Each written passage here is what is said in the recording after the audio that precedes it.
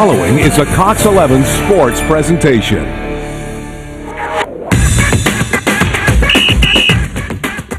After losing two of last season's best players to graduation, Coach Blaine Taylor's squad will have to depend on the two returning starters, Nick Wright and Dante Hill.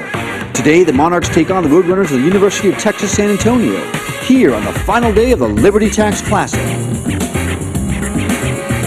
It's ODU basketball, right here, right now.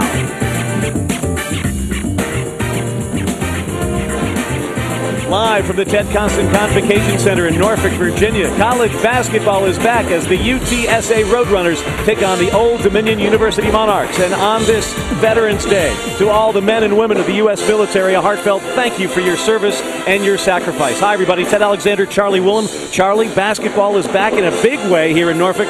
3 games in 3 days for all teams involved. Well, this is what these players have been waiting for since last March. The coaches will find out a lot in 3 days. They're going to find out what they got to work on the rest of the season. But everybody's excited. We're looking forward to a good game tonight. For the Monarchs and the Roadrunners, lots of new faces. Beginning with Old Dominion, 7 new guys on the roster, including the largest new face, 6'9" Deshaun Painter, a transfer from NC State. Well, Deshaun Painter will bring experience to this Monarch basketball front line this year. They've lost some good players in there. He's extremely skilled offensively. He can run the floor very well, and he will rebound for him. He'll be a big addition to Old Dominion this year. Keenan Palmore is a freshman point guard from Georgia, getting it done at both ends of the court. Well, Palmore does everything you want a point guard to do. He handles, passes, and shoots, but what he does best is makes his teammates better, and that's what this crowd can look forward to today. That's the Old Dominion side of the ledger. What about UTSA? 9 new faces for Brooks Thompson's Roadrunners, including 5'9" Michael Hale III. Not a new face, but a face that keeps him rolling. Well, Michael Hale is 5'9", weighs 150 pounds. His heart's as big as his chest is. This crowd will have a fun time watching this young man because he does everything for this basketball team. A former JUCO All-American, Michael Hale, getting it done for the Roadrunners. He'll need to today. Both teams 1-1. All teams in the Liberty Tax Classic are 1-1. Both played lousily on Friday and much better yesterday. Well, both these teams have so many new players. It's going to take a while for them to get some chemistry. They played bad the first night. They played better last night. I expect them both to play better tonight. All right, 1 bad game, 1 good game. A 3rd game coming up. It's Old Dominion versus UTSA. Monarchs and Roadrunners from Norfolk. We'll get back to the action in a moment.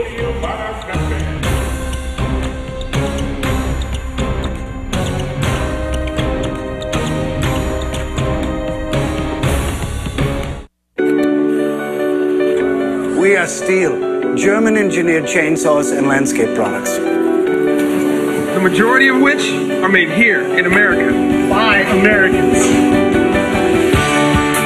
And exported to over 90 countries around the world.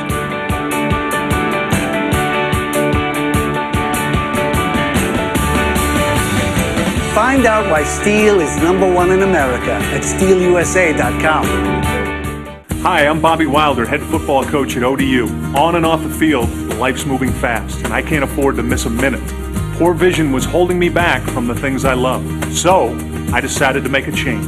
Thanks to Dr. Scoper, the physicians, and the entire staff at Virginia Eye Consultants, I now have perfect vision and couldn't be happier. Virginia Eye Consultants, leaders in world-class specialty eye care, and a proud sponsor of ODU football and Coach Wilder's New Vision. When we opened our doors over a decade ago, our goals were simple: to provide superior customer service while taking the fear out of the mortgage process. We take the complexity out of the process and give you an answer quickly. I'm honored to have helped so many military families in achieving their dream of home ownership.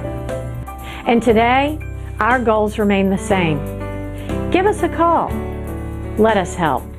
Tidewater Home Funding, your hometown mortgage lender. Today's game is presented by the following Team Monarch partners: Pepsi, the official soft drink of ODU basketball. Pepsi, refresh everything. Cox Communications, Cox, your friend in the digital age. And by the Virginia Lottery. The Virginia Lottery, we're game. Today's game is also presented by Liberty Tax Service.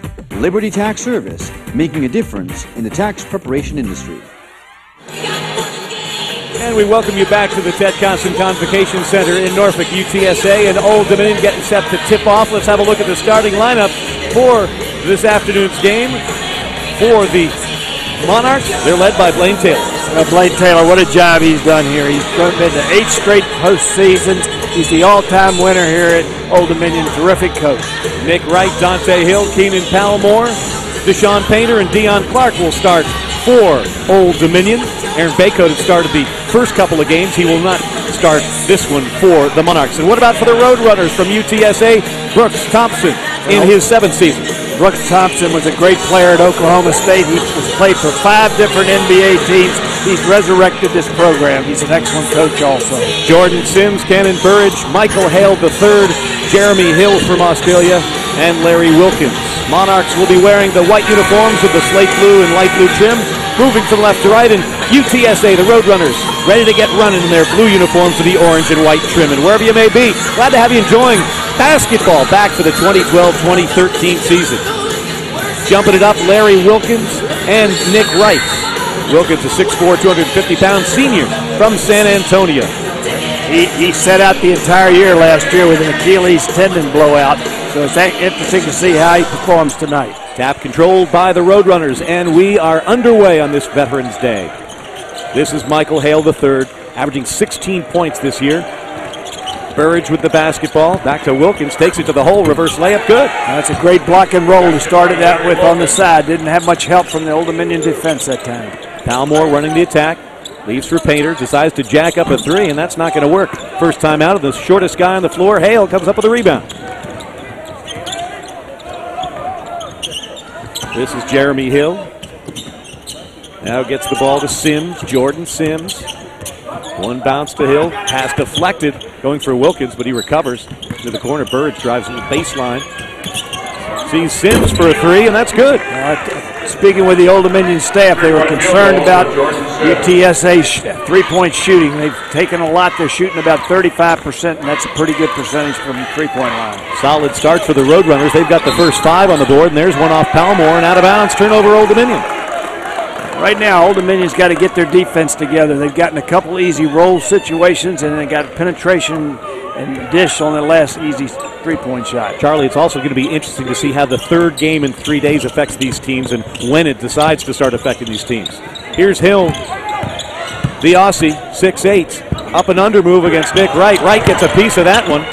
Back goes Hill, sticking with it and getting his first deuce, and it's 7-0. Hill's been an all-conference player. He's picked second team this year in the WAC, the first year that he's been in it. But he is extremely skilled around the basket and can shoot the basketball. Palmore now against Hale. Freshman against senior. Painter's been making some hay with both hands in the first 2 games of this season. Here he goes with the left and hits. He's got a definite size advantage over Wilkins. He needs to get him close to the hoop and take it right to the basket. No resting on the Roadrunners as they motor up the court, and Dante Hill's going to pick up the first foul of the afternoon. I'll tell you, you're going to have to contain Hale because he really looks to penetrate. He not only shoots the jump shot, but he's going to try to get in the lane and make trouble for the defense. You see Richard Ross enter the ball game in place of Deshaun Painter. He's got the padding on his right wrist. Actually, it wasn't Painter that went out. It was Nick Wright that went out.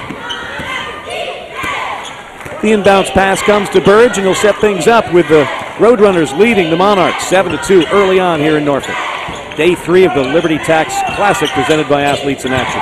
Nice crossover move. They're going to call another foul on the Monarchs. That'll be against Painter, his first. Right now, the Monarchs got to get their defense rolling. And Taylor wondering what's going on here, and here's the move from Burridge. Painter got the left ankle in there. Inbounds pass comes to Wilkins. Now here's Burridge. Man-to-man defense from Old Dominion. Dante Hill has the Burridge assignment at this point. Hill, Hale. Ross flashes out on the 5'9", Hale. Step back 3. Rims the basket and goes in. You don't want Hale to get off to a good start if you're Old Dominion because he is a momentum player. He gets on a roll, he's hard to stop. Averaging 16 a game, Charlie, and it's 10-2 UTSA. Palmore, he's a left-hander, scoop with the left, hits the bottom of the backboard, and the Roadrunners are running the road here once again with an 8-point lead. Hale all the way. Floater off glass for 2. I think everybody's beginning to see what we talked about in the opening. This young man is fun to watch. Blaine Taylor thinking, you know what, I'm going to need to have a chat with my team down 10 with just 2:50 into the contest. Again, the third game in 3 days for both these teams. Both squads are 1-1, Charlie, and it's the new faces we'll be keeping an eye on because trying to blend together under fire is difficult. It certainly is, and when you have as many new people as this, they've got to get to know not only each other's strengths, but their weaknesses, and don't go towards your weaknesses. The Roadrunners are running a little bit different offense than they did last night. They're running an isolated block and roll on both sides of the floor, and there's not any help back under the basket. Take a look at Hale. Take it all the way, and then floating it off the window for 2. Well, you can tell he's played against a lot of big players in his life. He let that one go quickly. Believe it or not, this young guy in the all-star game between the state of Oregon and Washington when he was in high school won the slam dunk contest. I will believe anything about that young man. UTSA 5 for 6 from the floor. Monarchs 1 for 2 in the early going. It's a 12-2 advantage. This is Palmore. Tight defense from Hale, but Keenan gets past it. Kicks it to Deion Clark. The freshman shoots and misses the 3. Battle for the rebound. Tapped out of bounds by Wilkins. Will be Monarch basketball. Wilkins is one of those wide bodies under there. He's not that tall. He's only about 6'4", but takes up a lot of space around the basket. Dimitri Batten, number 4, into the contest for Old Dominion. They love his energy off the bench. We'll see if he can provide it here this afternoon. Palmore to Painter. He'll take a 17-footer. The iron denies that, but Palmore, an offensive rebound, and the putback goes for 2, and he's fouled by Hale. I think they're going to get him with a charge there. We're going to get a charge on that. But the bucket's going to count? Let's have a take a look, Charlie. What do you think on this one? Well, I'm not sure. He pointed the other way now. Looks like they may have changed that decision. Hale tried to get the position, but no. Buckets. I think he just pointed in the wrong way when the referee made the call. Palmore's first 2. Monarchs within 8 now, 12-4, and the foul will go on Hale.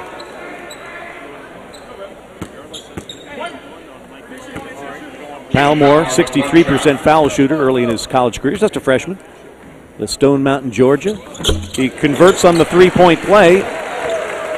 Much needed offense from Old Dominion. Where will they get that offense? Always been the question. The defense is never really a question with the Blaine Taylor team, Charlie Willem, but the offense has been. Well, you know, right now I think the Monarchs are going to be more perimeter-oriented than they were last year. They're not as big around the basket and not as physical. Hill drives baseline, kicks it back out to Hale. Wilkins, Burridge, left wing 3, short. Dante Hill, the rebound for Old Dominion. Old Dominion went to zone a little bit that time, changed it up. One of the things we'll be keeping an eye on is the rebounding battle. Monarchs a +7 thus far this season, and UTSA a -11 on the boards. The Monarchs have a history of being a great rebounding team. They've led the nation in rebound margin the last couple of years. They're going to be a little different this year. They're going to have to get a lot more rebounding from their perimeter players than they have in the past. A.J. Price and Enrico McGregor into the contest for Brooks Thompson's Roadrunners. Under 16 to play in the first. 12-5 UTSA. Here's Hill. Nick Wright goes corner and stops and pops off the glass. No. Getting up for the rebound was Hill and Ross, and it goes off. Jeremy Hill. First segment in the books. UTSA off to a fast start. They lead Old Dominion 12-5. Back to the Constance Center in Norfolk in a moment. Of basketball. It's the Liberty Tax Classic at the Constance Center in Norfolk. UTSA leading Old Dominion 12-5. We mentioned the new faces, Charlie Willem, on all these teams, both of these teams, I should say. Old Dominion, take a look at the class balance here or imbalance. Well, this is going to take Blaine a very good coaching year. When you got 7 freshmen, you got a lot of young players out there, but he'll get it done. Monarchs will inbound from underneath their own basket. Aaron Bako in the contest for the first time, inbounds to Nick Wright. The ball's tapped away. Nice hustle play there from McGregor. Old Dominion basketball. It'll be interesting to watch the Monarchs from beyond the arc. Just 5 for 30 this season in from three-point range, including 0 for 13 in their Friday night loss to Holy Cross. Here's Batten, who's a threat from deep, takes it to the hole, puts it up with the right hand, and that's not going to happen. Right now, Ted, Old Dominion's taking much more difficult shots out here than is the Roadrunners. This is Price, the 6'2 freshman guard from the Colony, Texas.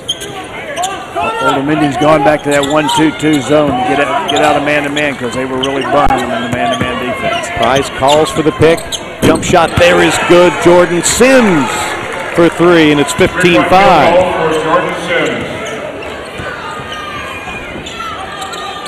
Where will the Monarchs find that offense?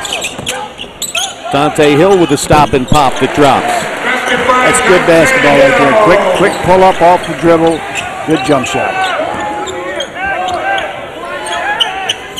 Monarchs have not led this afternoon. The Roadrunners off to the fast start with Burridge missing from the corner. Batten with a 4-on-1 goes to Dante Hill. Hill gets fouled by Price. It's probably a good play by Price. It was. The Monarchs have to spread that outnumber break when they come down a little bit. They had got too close together and made it easy for one man to play two. You've got to get more distance between you. Charlie, one of the themes for today, third game in as many days, is that a good thing because you get a huge sample of what your team's like, or would you like to have maybe a day or two off in between to make adjustments? I'll be honest with you, I'd rather have a day off, but this is the way it is. They've got to handle it. But I think they're going to find out a lot about themselves playing 3 straight days. And in some ways, it's good because the young players are going to say, hey, we didn't do too well. Let's listen to Coach now. And I think that's very important. Especially with so many new faces on the roster, learning to play with each other. Hill makes good on both foul shots. It's very easy to look at yourself and say, we didn't do too good doing it our way. Now maybe we better do it Coach's way.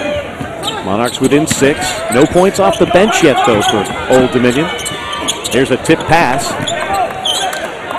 but Hill recovers for the Roadrunners. Into the corner he goes. Sims gets the ball off to McGregor. Jump stop move, rebounded by Hill. Skip pass to Burridge now. This Roadrunner team is very active on the offensive boards. They got 3 guys inside that really go to the glass. And again, they've been out-rebounded in their 2 games. Here's a shot no good from Sims. Offside rebound comes to Nick Wright. And the Monarchs are moving. Trying to cut into that deficit. Batten off Dimitri and out of bounds. Tried to move before he had control. And it'll be a turnover for Old Dominion. A lot of that's just concentration. You've got to catch the ball, then make your move. You can't, like a football player. You try to run with a pass before you got it, you're going to be in trouble. That's what happened that time. Burridge out. Hygie Thomas, a 6'1", 160-pound junior from Houston, in for Brooks Thompson's Roadrunners.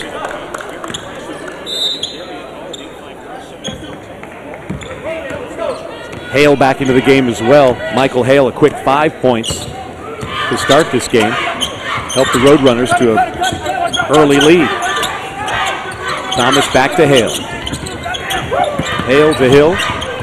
Into the corner. Trouble for Thomas. Good double team in there. And he calls a timeout. I think this zone has done a good job getting the Roadrunners to do just a little bit more standing. They were just too active against the man-to-man. They hurt them bad early in the game. This has helped Old Dominion the last few times. Good defense right there from the Monarchs. Gives Blaine Taylor an opportunity to talk to his team about in-game adjustments here. And I think going to the zone was a big plus for them at this point because they just couldn't handle that high block and roll because they had no help back in there when the roll man went to the basket. But the zone has slowed down the movement of UTSA. Blaine Taylor, the winningest coach in ODU basketball history in his 12th season here in Norfolk. And for the first time in a long time, doesn't have a lot of seniors to lean on. And Charlie Williams has been a long-time Hall of Fame coach at Bucknell and William & Mary. It's tough when you don't have a lot of seniors to help pass the message along. Well, it takes a while, but these young guys, once they learn, and Blaine has an ability to get the messages over to them quickly, and I think they're going to learn fast. Jeremy Hill, a 6'8", 230-pound junior, to inbound the ball. Gets it in. We've got an offensive foul call there. I tell you, I don't know. I've seen more offensive fouls the last couple of nights. These players have to hold that thing steady when they first set that screen, because if they move at all, they're going to get them every time. Eddie McGregor picks up the foul for UTSA. McGregor is really a specimen, I tell you. He's from the Bahamas. I was speaking with their coaches. They say he has nothing but upside because he is just such a strong individual. That pass gets away from Deion Clark. Another turnover for Old Dominion. And on this Sunday, we have a look at Brooks Thompson, who's really turned things around in San Antonio. He has that. He was a junior college coach after he finished his NBA playing career, and he has really brought this program on. A couple years ago, had that first 4 victory. And there's a nice 3 from the left wing for Michael Hale. He's got 8. I guess it's sort of in vogue now today, 2 initials in the third, but he's right there. As a junior, I understand. This is Deshaun Painter. To Clark. Hounded there by Sims. Gets the ball to Baycoat. Looking for some scoring out of Baycoat.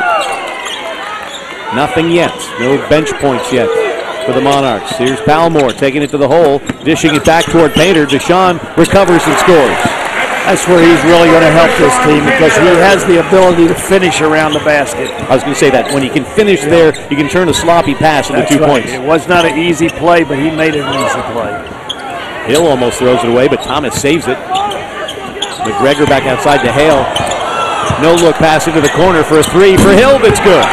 You see what we talked about early.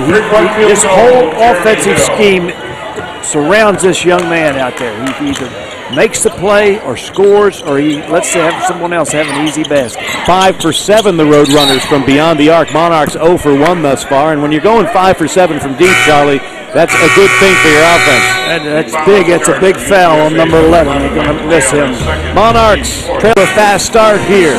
21-11, a 10-point advantage for the second time in this first half. They lead by double digits, 11:57 to go until halftime. And they've got this lead, Charlie Willem, thanks in part to Michael Hale III.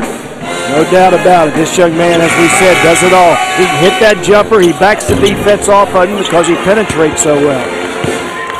One of the things about Hale, though, the problem is he just picked up personal foul number 2, so he will have a seat, and his 8 points go to Brooks Thompson's bench as well, and the Monarchs will try and get back in. They trail by 10 once again. Here's Baycoat. That one's good. That's where Baycoat can really help this Monarch basketball team. I had a chance to see him in high school, and he can really shoot the basketball. Bethel High School in Hampton. Loved the days when Aaron was playing for them. There's another example of that quick roll off that screen. The Monarchs have got to give more help around the basket. These are too easy up shots. Hill, athletic for 6'8", has 7 points now. Quickly at the other end, Monarchs can't convert. Painter running the floor, but they turn it over again. I think the Monarchs need to slow down a little at the half-court offense, because they're trying to get a shot after one pass. They need to make that extra pass get a little bit easier shot. 4th turnover for the Monarchs here in the first 8:45 of action. There's a nice deflection from Dante Hill. And we've got an over and back called. I think he'll turn this one around. I'm not sure. But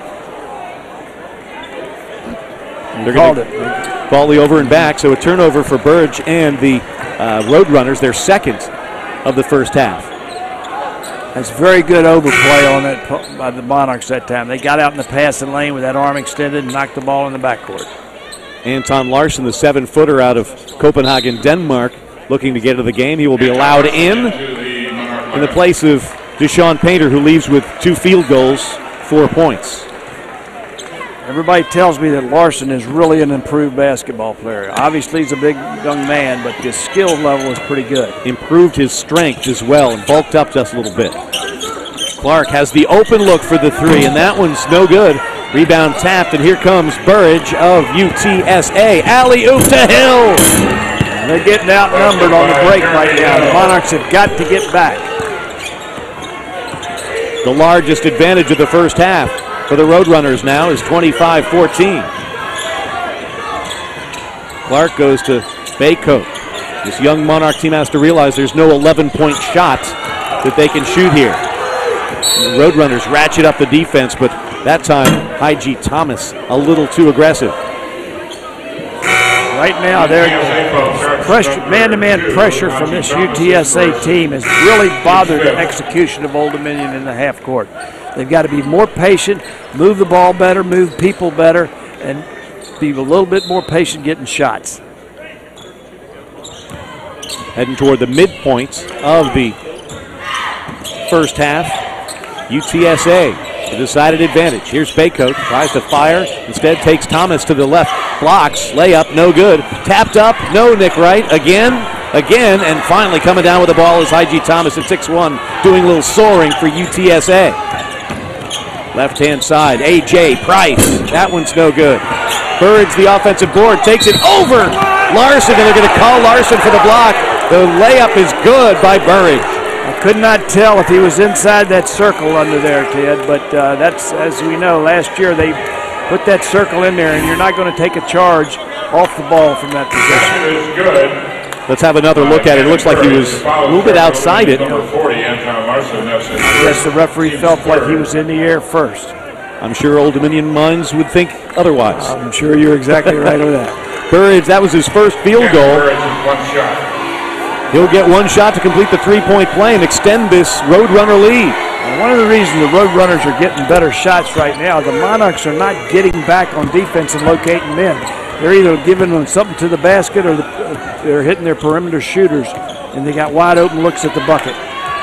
Largest advantage of the first half for UTSA. Here's Hill trying to do something about it. That one goes awry, and the rebound comes off to Tyler Wood, but the ball's lost, and Hill goes up again, and he's fouled there by Larry Wilkins. Well, that's a good effort by Dante Hill that time. He never gave up on the play, got after the rebound, and drew the foul. Let's take another look at this one. Hill takes it to the hole. Floater, no, but stays with it. It's back on the floor with good hustle. Hill battling the Virginia Beach native, transfer from Clemson. Get a couple of shots now. He's a left-hander. First one, no good. Monarchs come in as a team shooting 56% from the foul line, and in close games, that's not going to get it done. It won't, and I said last night after the game, I think that's one of the areas that Blaine's going to be working on in practice. But today, 3 out of 4. Hill makes good on 1 of 2. He's got 5 points, and the lead is 13 for Texas San Antonio. This is Price, guarded man-to-man by Palmore. The pick from Wilkins. Wood now. Again, Hill getting his paw in there. Thought he deflected it off a Roadrunner, but officials think otherwise, and UTSA keeps control of the basketball. Hill has really increased his intensity defensively, and I'm sure Blaine hopes that the rest of them will take after him out there. He's making it tough to throw passes to his man every time. A.J. Price running the attack for Brooks Thompson. Teams look good today. This is Burridge, guarded by Hill. And he's going to drag the pivot foot right there. We've seen that call a couple of times over the last 3 days. And it's just a ticky-tack call, but a correct one. Well, I think that's what 4 turnovers that they've had this first half. So they're evening the turnover battle of the Monarchs, but the scoreboard still looks a little Roadrunner lopsided. One of the reasons for the turnovers, I think Old Dominion's intensity on defense has gotten much better in the last few possessions. Batten's going to fire a 3, and it's not going to go, and the board's cleared by Thomas of UTSA. Working the perimeter. A lot of athletes on this Roadrunner club. Burridge for 3. Nope. Battling for the rebound, Palmore and Wood, and diving is Wilkins toward the Monarch bench. Great effort from the 6'4" senior from San Antonio, but he couldn't keep it in, and the Monarchs will try and carve out another deuce or so to get a little closer here. Talking with Coach Thompson last night, he said that if he had been healthy last year, they think their team could have really even done better than it did. Palmore with an aisle, but can't hit the layup, and it goes out of bounds. Last touch by UTSA. Deshaun Painter checking back in for Anton Larson.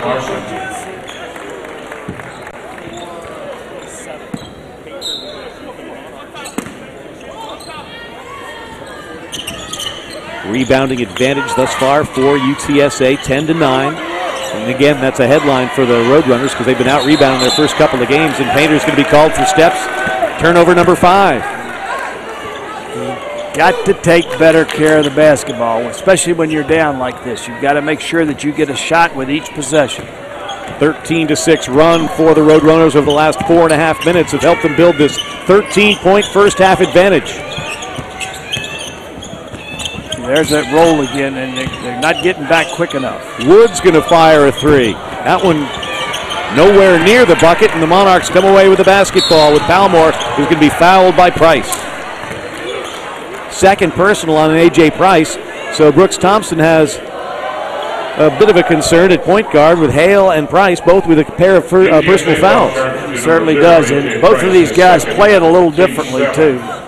The point position. I think obviously Hale is the better of the two, but Price is a good player out there too.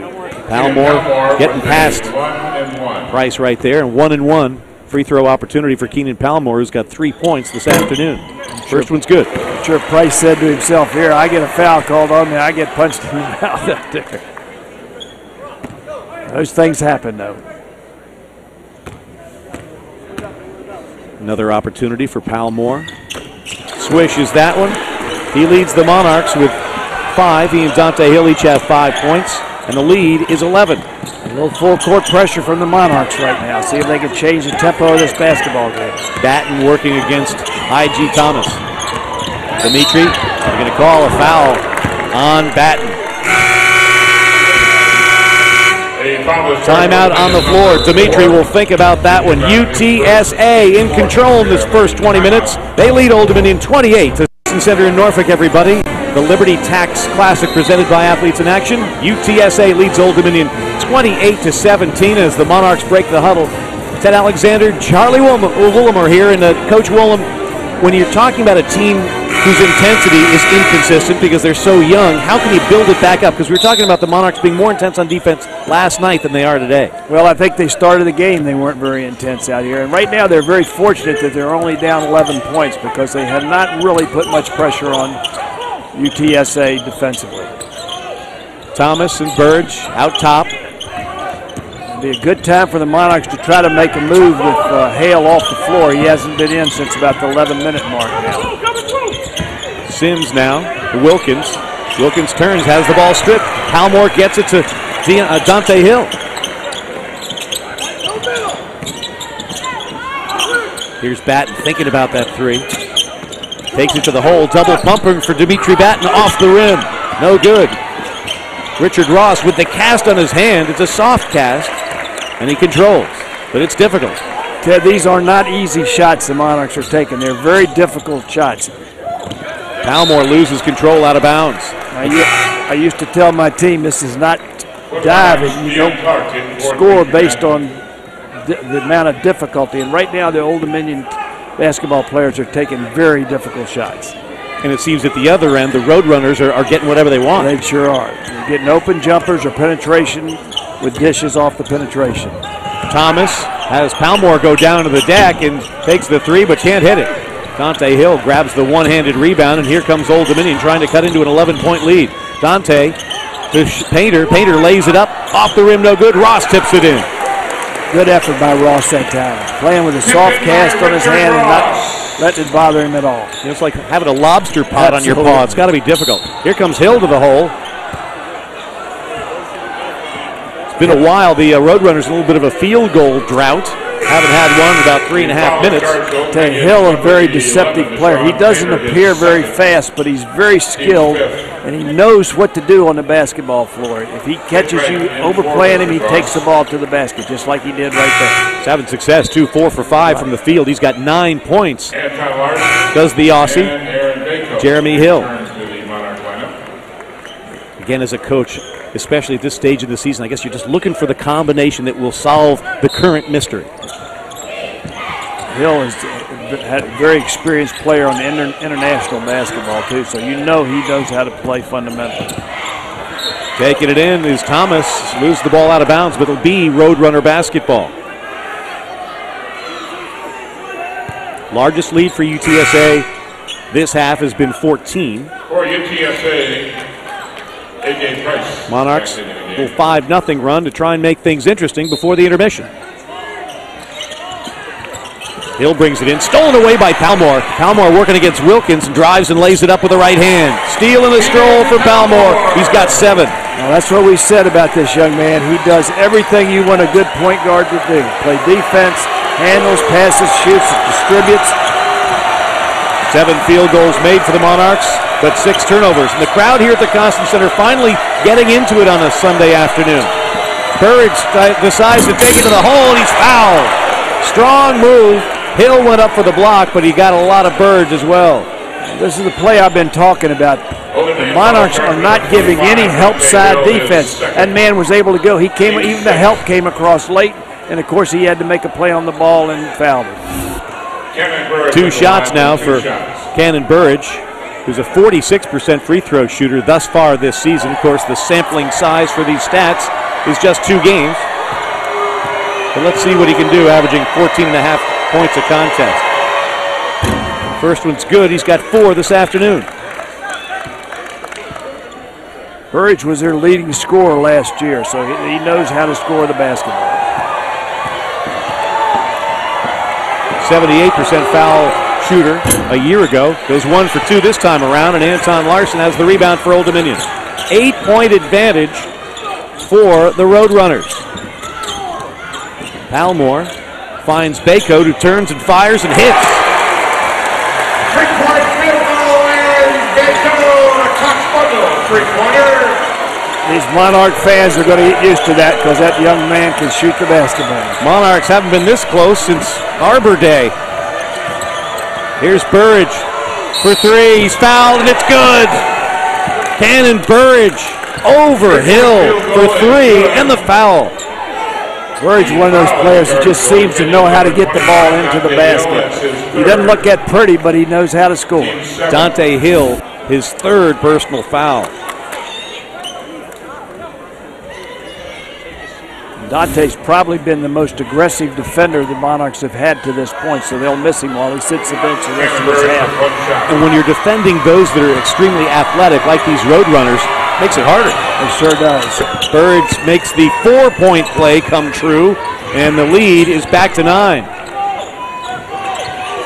6 for 12 from deep, Charlie, for the Roadrunners, 2 for 5 for Old Dominion. And most of them have come on penetration and passes to open players. Baycoat had a foot on the line, so that's just a deuce, but he's catching a little bit of fire, and that's good news for Monarch Nation. Well, they ought to let him handle it at least once every time down the floor right now while he's got the hot hand. Sims and Price now. Monarchs in a man-to-man defense. Hill has been on fire from deep. That pass tipped by Nick Wright and out of bounds. 18 to shoot for the Roadrunners. Baycoat's offensive game at the other end of the floor has ignited a little bit of energy at their defensive end. It's interesting how that will do it, isn't it?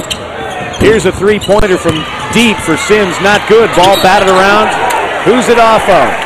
Off of Hill. Monarch basketball.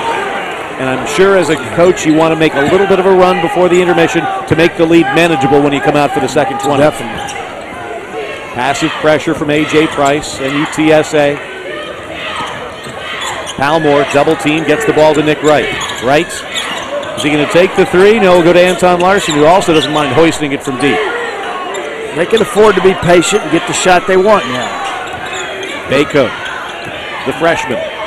UTSA's in zone right now, so it's a little different look defensively at him. Be patient and get the good shot. Here's Palmore, takes it into the paint. Teardrop off the rim, no good. Wright battles for the board. Ball's on the ground, saved nicely by Burridge. Now to Price. 7-point UTSA advantage here in Norfolk. 4 minutes to go in the first half. It's the Liberty Tax Classic presented by Athletes in Action. Burridge looking down low for Hill. Hill underneath, burrows his way, but forgot to put the ball on the deck. That's a turnover for the Roadrunners. Timeouts on the court. Signs of life for Old Dominion, but a nice answer from the Roadrunners. Liberty Tax Classic might be just that. Back to Norfolk in a moment.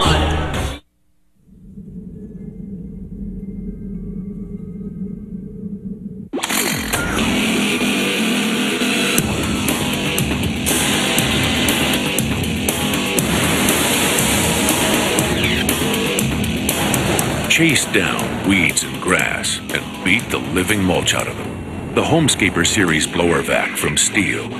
Are you ready to quit playing with toys? Are you ready for a Steel? When we opened our doors over a decade ago, our goals were simple: to provide superior customer service while taking the fear out of the mortgage process. We take the complexity out of the process and give you an answer quickly. I'm honored to have helped so many military families in achieving their dream of home ownership. And today, our goals remain the same. Give us a call. Let us help. Tidewater Home Funding, your hometown mortgage lender. Hi, I'm Bobby Wilder, head football coach at ODU. On and off the field, life's moving fast, and I can't afford to miss a minute. Poor vision was holding me back from the things I love. So, I decided to make a change. Thanks to Dr. Scoper, the physicians, and the entire staff at Virginia Eye Consultants, I now have perfect vision and couldn't be happier. Virginia Eye Consultants, leaders in world-class specialty eye care, and a proud sponsor of ODU football and Coach Wilder's New Vision.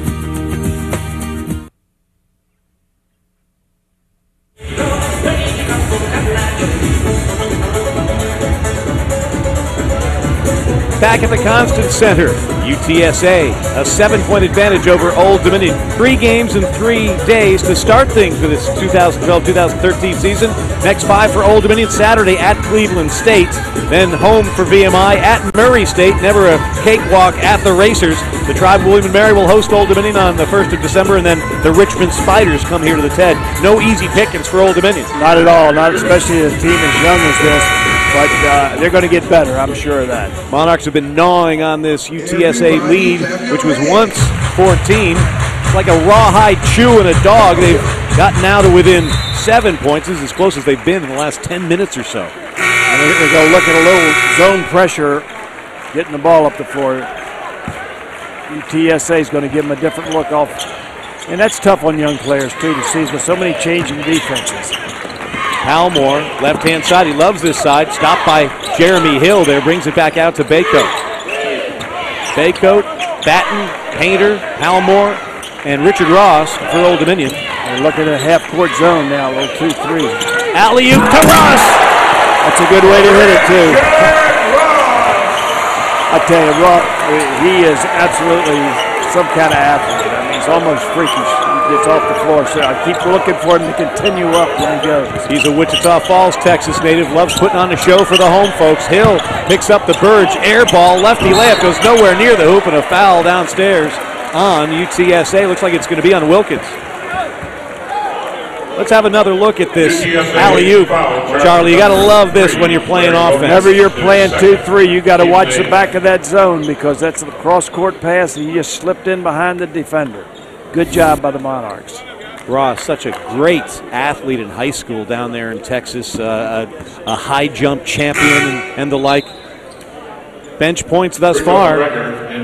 Monarchs are getting some contribution. It's a 12-0 ODU advantage off the Pine, and they've got themselves to within 5, and they haven't been here in a while. Meanwhile, with the Roadrunners over the foul limit, Deshaun Painter will go to the line for the first time this afternoon. You know, an interesting fact, I saw somewhere where Ross's high school coach played for Blaine at Montana. So there was a connection there a long time before he got here, I guess. The tangled webs we weave. That one's tipped up off the free throw miss, but Painter chases down the rebound. Another whistle. A little extra hustle from the Monarchs there. And again, a little bit more intensity from the home squad. Well, these young guys, I think, to some degree are playing in spurts with their intensity level. They've got to learn to play every second they're on the floor with the same intensity level. And I'm sure, knowing Blaine, they'll pick that up pretty quick. Monarchs 6 for 8 from the foul line thus far. And Painter will get another opportunity here. Swishes that one. Got a nice stroke.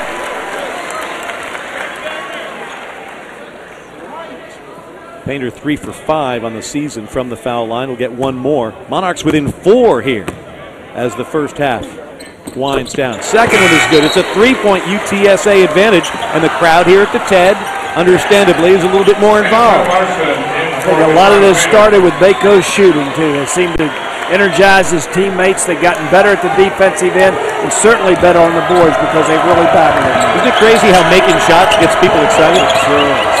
Burridge, give and go to Hill.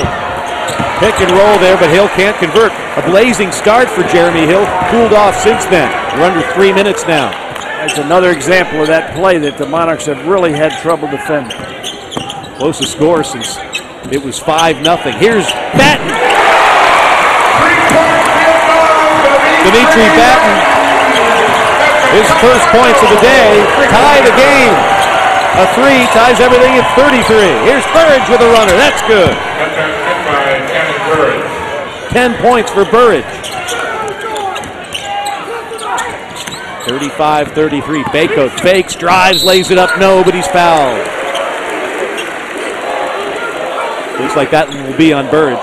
It's interesting to watch, too. Old Dominion picking up their intensity has made UTSA play faster than I think they want to play down here. They've taken shots a little quicker than they were.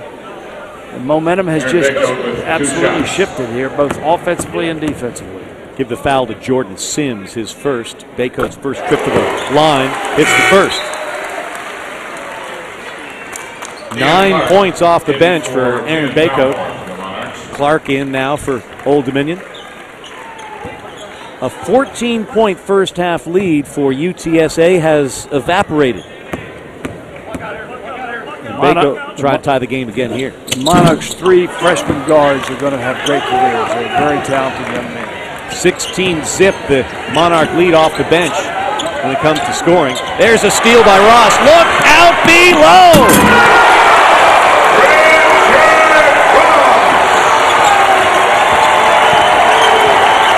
And looky here, Old Dominion leads UTSA with under 2 to play in the first. Burridge. The crowd into it. All spurred by the defense. It picked up the intensity. Price now for UTSA. Burridge against Clark. This is for 3. That's good. That's a big-time shot to quiet things. He's got 13.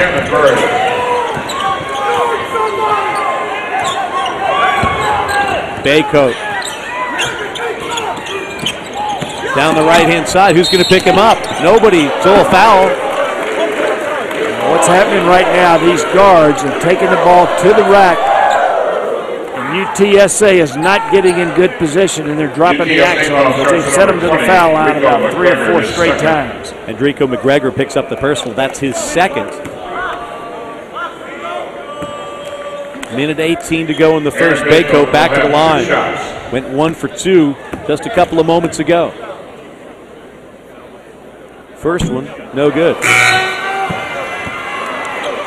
Baycoat, 6'5", 175-pound freshman from nearby Hampton, Virginia, just through the Hampton Roads Bridge Tunnel. Played his high school ball at Bethel.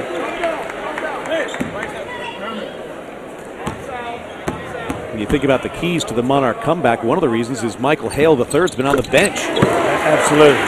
He scored 8 quick points, but he's only played 8 minutes of the first 18 in the contest. Picked up that second personal foul.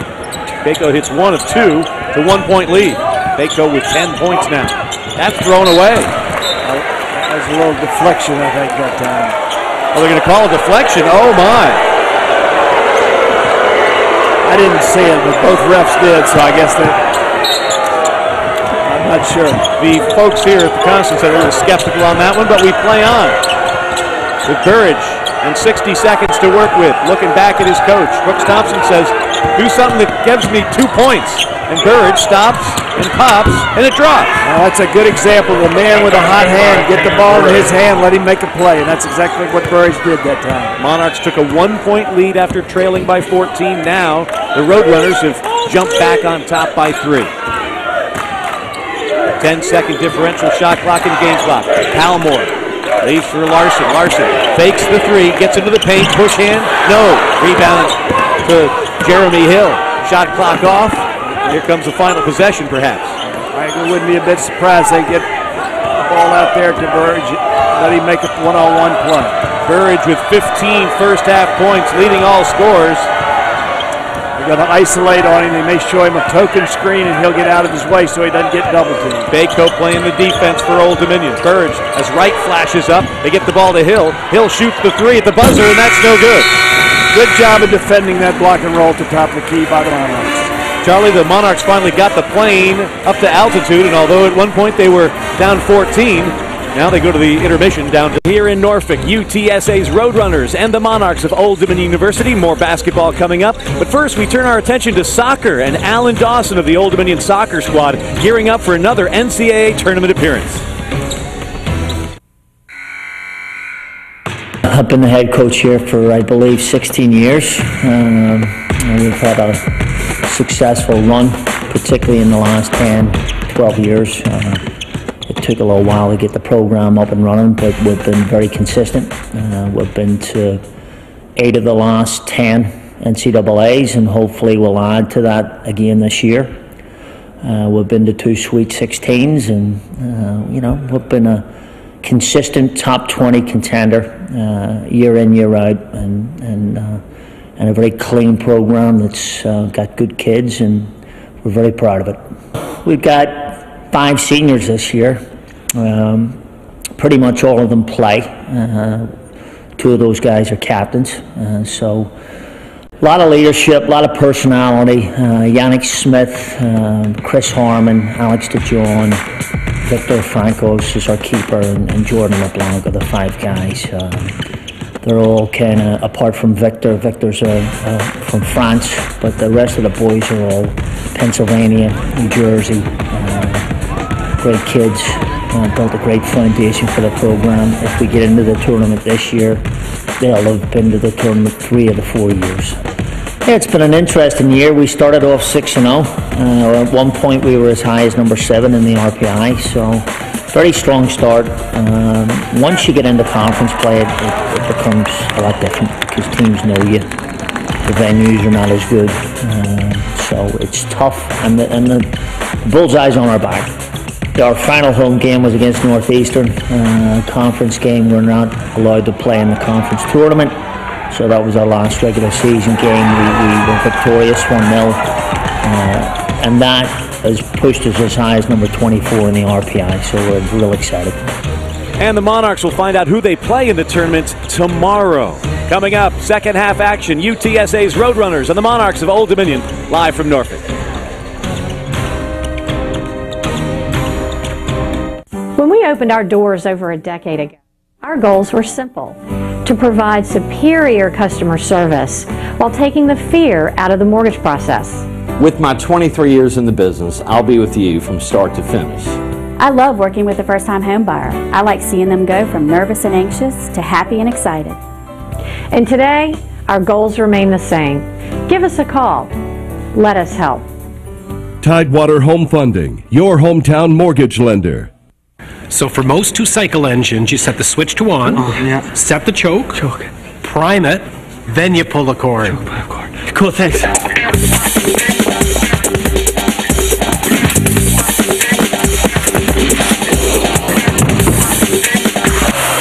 Okay, sir, I got it all figured out. You gotta switch it to on, pull the choke. What? When you're ready for outdoor power equipment, assembled, sold, and serviced by real experts, you're ready for a Stihl.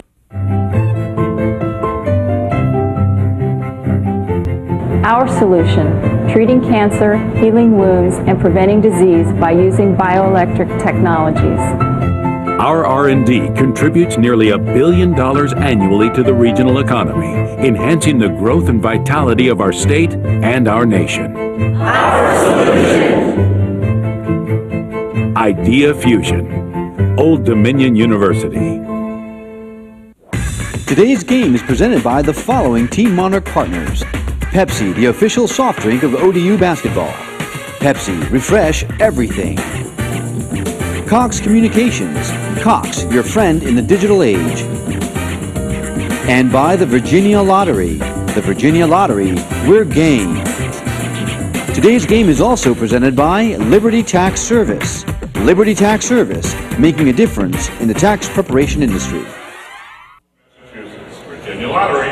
Back in Norfolk, UTSA leads Old Dominion at halftime, 40-37. Roadrunners at 1 point had a 14-point lead. Monarchs took a 1-point advantage. Now the Roadrunner lead is 3. For Old Dominion, it's a final year in the Colonial Athletic Association, and Charlie Woolham, they were predicted to finish 4th behind Drexel, Delaware, and George Mason. Well, those 3 teams on top are going to be very good basketball teams. Drexel and Delaware have everybody back, and Mason's very athletic. But Old Dominion's going to get better as the year goes on. Now we talk about this Conference USA move. It's going to be rather interesting because this is like a preview of what will begin next year with UTSA, the Roadrunners moving into Conference USA, and the Monarchs going there as well. Well, the Roadrunners are sort of like a man without a country right now. They left one league last year. They're in the WAC this year, and next year they go to Conference USA. So it'll be an interesting thing to follow both of these teams as they go into new leagues. The changing landscape of college conferences. You see the newcomers to CUSA next year with the 49ers from Charlotte, Florida International, Louisiana Tech, North Texas, and UTSA. 6 new members in 2013 and losing 4 from 2012. It seems like it makes a lot of sense for UTSA with more Texas schools in Conference USA than the Western Athletic Conference. Well, you're going to get some frequent flyer miles, I would think, because you're going to do a lot of traveling to the South, and I think it'll be fun.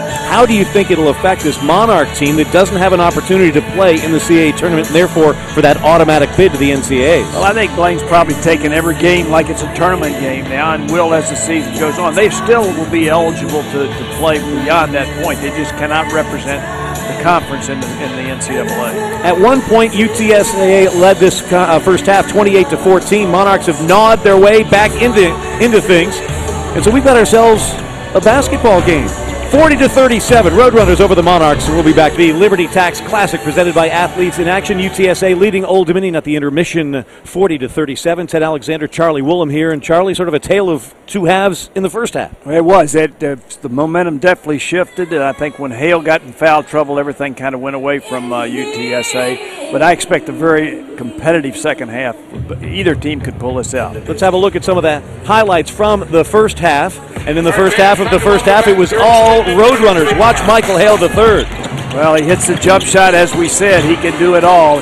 He also has terrific penetration and dishing. He hits a wide open man for a 3. That's just good point guard basketball. Jeremy Hill stepping out for 3, and then Hale did it again, but he got 2 quick fouls, and he was gone after 8 minutes. Well, we said that was going to be a big moment in the first half when he had to go sit, and it was. But Old Dominion's defense picked up a little. It was energized by some of their freshmen making big plays, just like that by Palmore. Keenan Palmore, and then you're waiting to see who's going to hit a 3, and it was Dimitri Batten.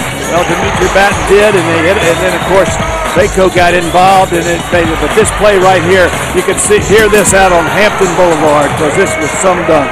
Richard Ross, the Wichita Falls, Texas native, loved that one as he sent that one all the way down to San Antonio and beyond. Monarchs took a 1-point lead, but at the intermission, they trailed by 3, but I'm sure Blaine Taylor is pleased about that. You look at some of the numbers here, 51% shooting for the Roadrunners, just 40 for the Monarchs.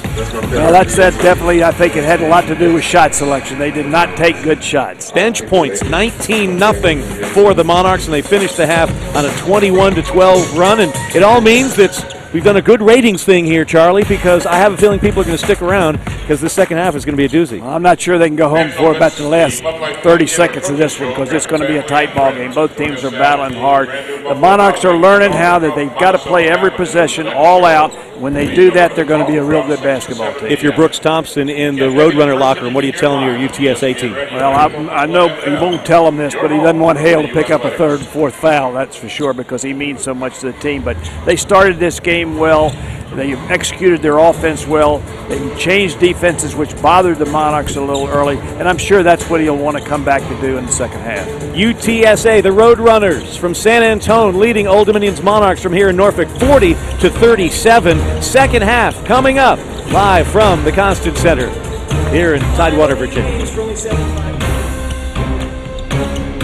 Hi, I'm Bobby Wilder, head football coach at ODU. On and off the field, life's moving fast, and I can't afford to miss a minute.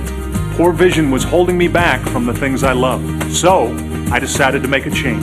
Thanks to Dr. Scoper, the physicians, and the entire staff at Virginia Eye Consultants, I now have perfect vision and couldn't be happier. Virginia Eye Consultants, leaders in world-class specialty eye care, and a proud sponsor of ODU football and Coach Wilder's New Vision. When we opened our doors over a decade ago, our goals were simple: to provide superior customer service while taking the fear out of the mortgage process. We take the complexity out of the process and give you an answer quickly. I'm honored to have helped so many military families in achieving their dream of home ownership. And today, our goals remain the same. Give us a call. Let us help. Tidewater Home Funding, your hometown mortgage lender.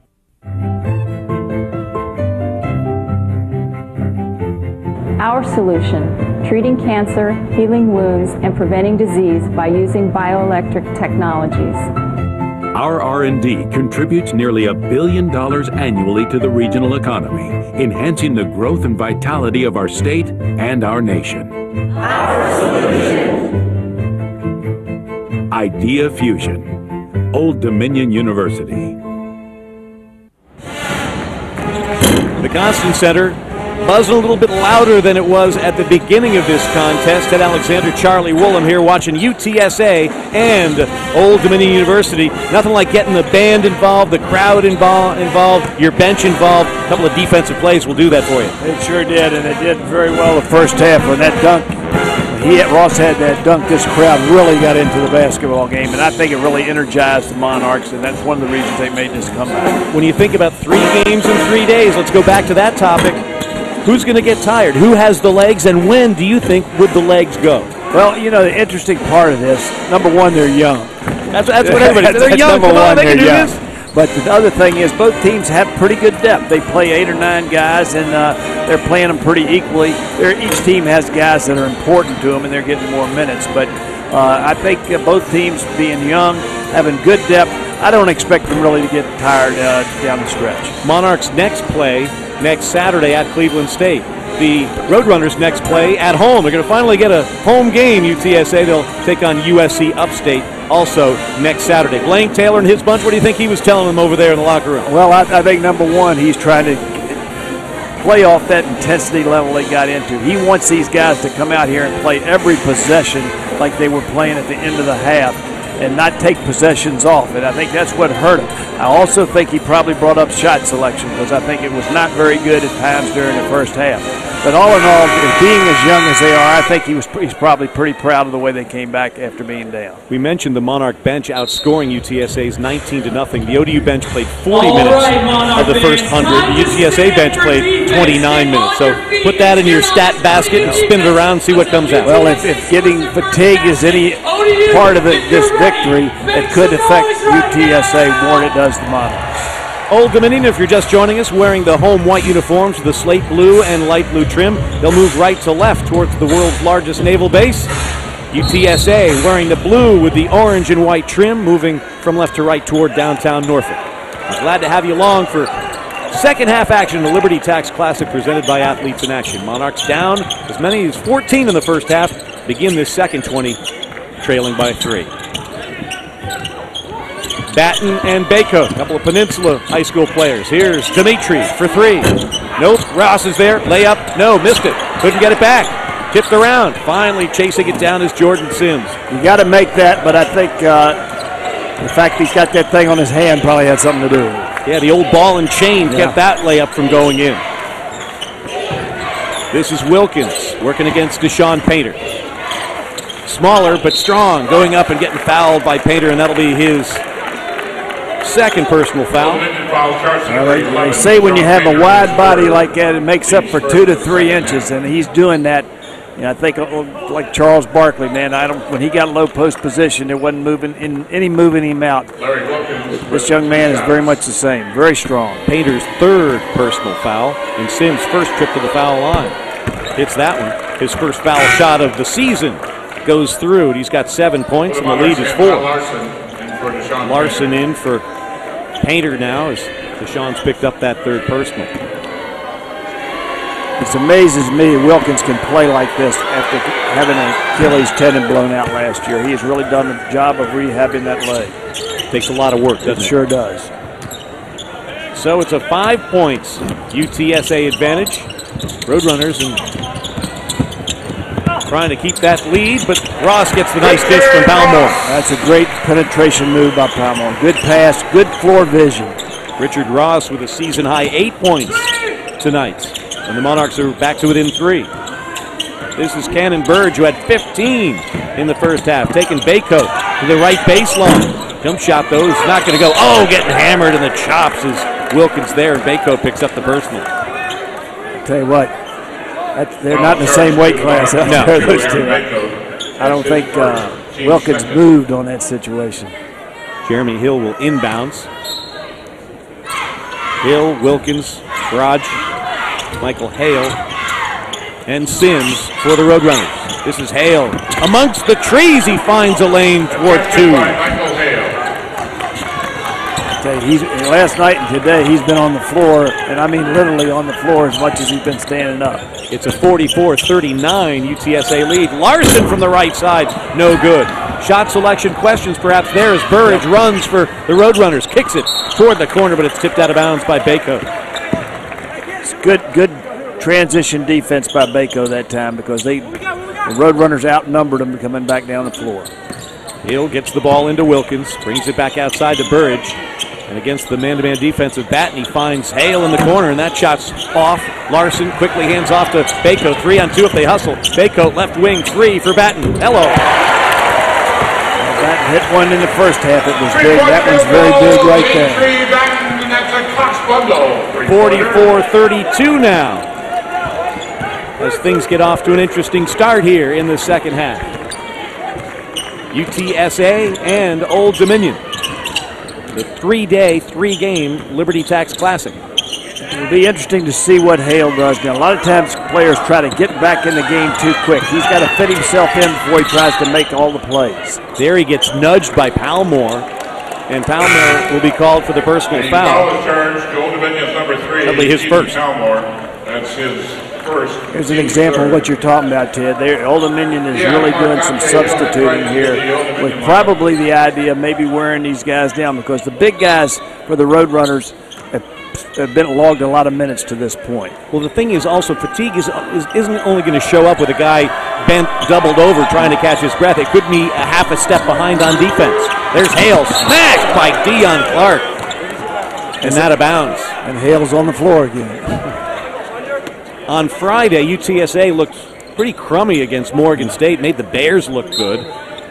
Meanwhile, on Friday, Holy Cross made Old Dominion look pretty bad. Both teams looked much better yesterday. Drive to the hoop, layup, no good. Rebound batted back, and is taken by Batten quickly to Clark. Those layups that they missed right there could be some sign of a little fatigue. Could get mental fatigue as well. Because Hill has logged a lot of minutes to this point. He's a very tough player. This is Dion Clark. And Batten fires another 3. That one's way off. Hill tries to chase after the air ball, but can't catch it before it goes over the end line. And the Roadrunners will retain possession. Hill and Burridge played 20 minutes in there, so they both got a lot of minutes. And, of course, I'm sure that Hale would have been in there that long if he hadn't been in foul trouble. Those 3 guys are just essential to this basketball team. Hill, a very athletic 6'8". After the fast start, here he is down in low blocks, turning and scoring. Nice play from Jeremy Hill. He's got 11. He's just a solid player. He does everything right. And as I say, his international experience is really helping. The Aussie finds his way to the bucket here in Norfolk, Virginia. This is Dante Hill. Outside to Clarks. Quickly to Batten. Takes the 3, takes it to the hole. All the way, layup good. Batten has been very aggressive offensively, doing a good job for the Monarchs. The lead remains 2 for the Roadrunners. Hale now goes to Wilkins, who leaves for the 3-point attempt of Sims, and it's no good. Batten with 2-on-3. Doesn't have the numbers, but he has Dion Clark, and the pass is behind him. He had the pass in the right place, just a little too. UTSA 46, Old Dominion 44. Roadrunners at one point had a 14-point lead, but thanks in part to the efforts of Dimitri Batten, the Monarchs have now pulled within 2, Charlie. Well, I had him on several times this team last year, and every time I had him, he energized their team offensively, and he's done so tonight. That's a great example of hitting the open shot and using the pump fake to pull the defense towards you and to penetrate into the basket. Good job by Dimitri. And when you hit that jump shot, you're going to create the guy getting closer to you so he can blow by him. That's exactly right. UTSA with the basketball. Sims Guarded by Clark, brings the ball out, and that's almost tipped away by Batten. Is that a front and back? No, because Dimitri got a piece of it. Extra defensive effort, works against Old Dominion there. Batten doesn't like it. Here's a Burridge three. No, long rebound. Sims and Hale says, let's settle things down. Looks at Brooks Thompson, his coach, and says, fellas, we've got a 2-point advantage on the road. Let's work for something good.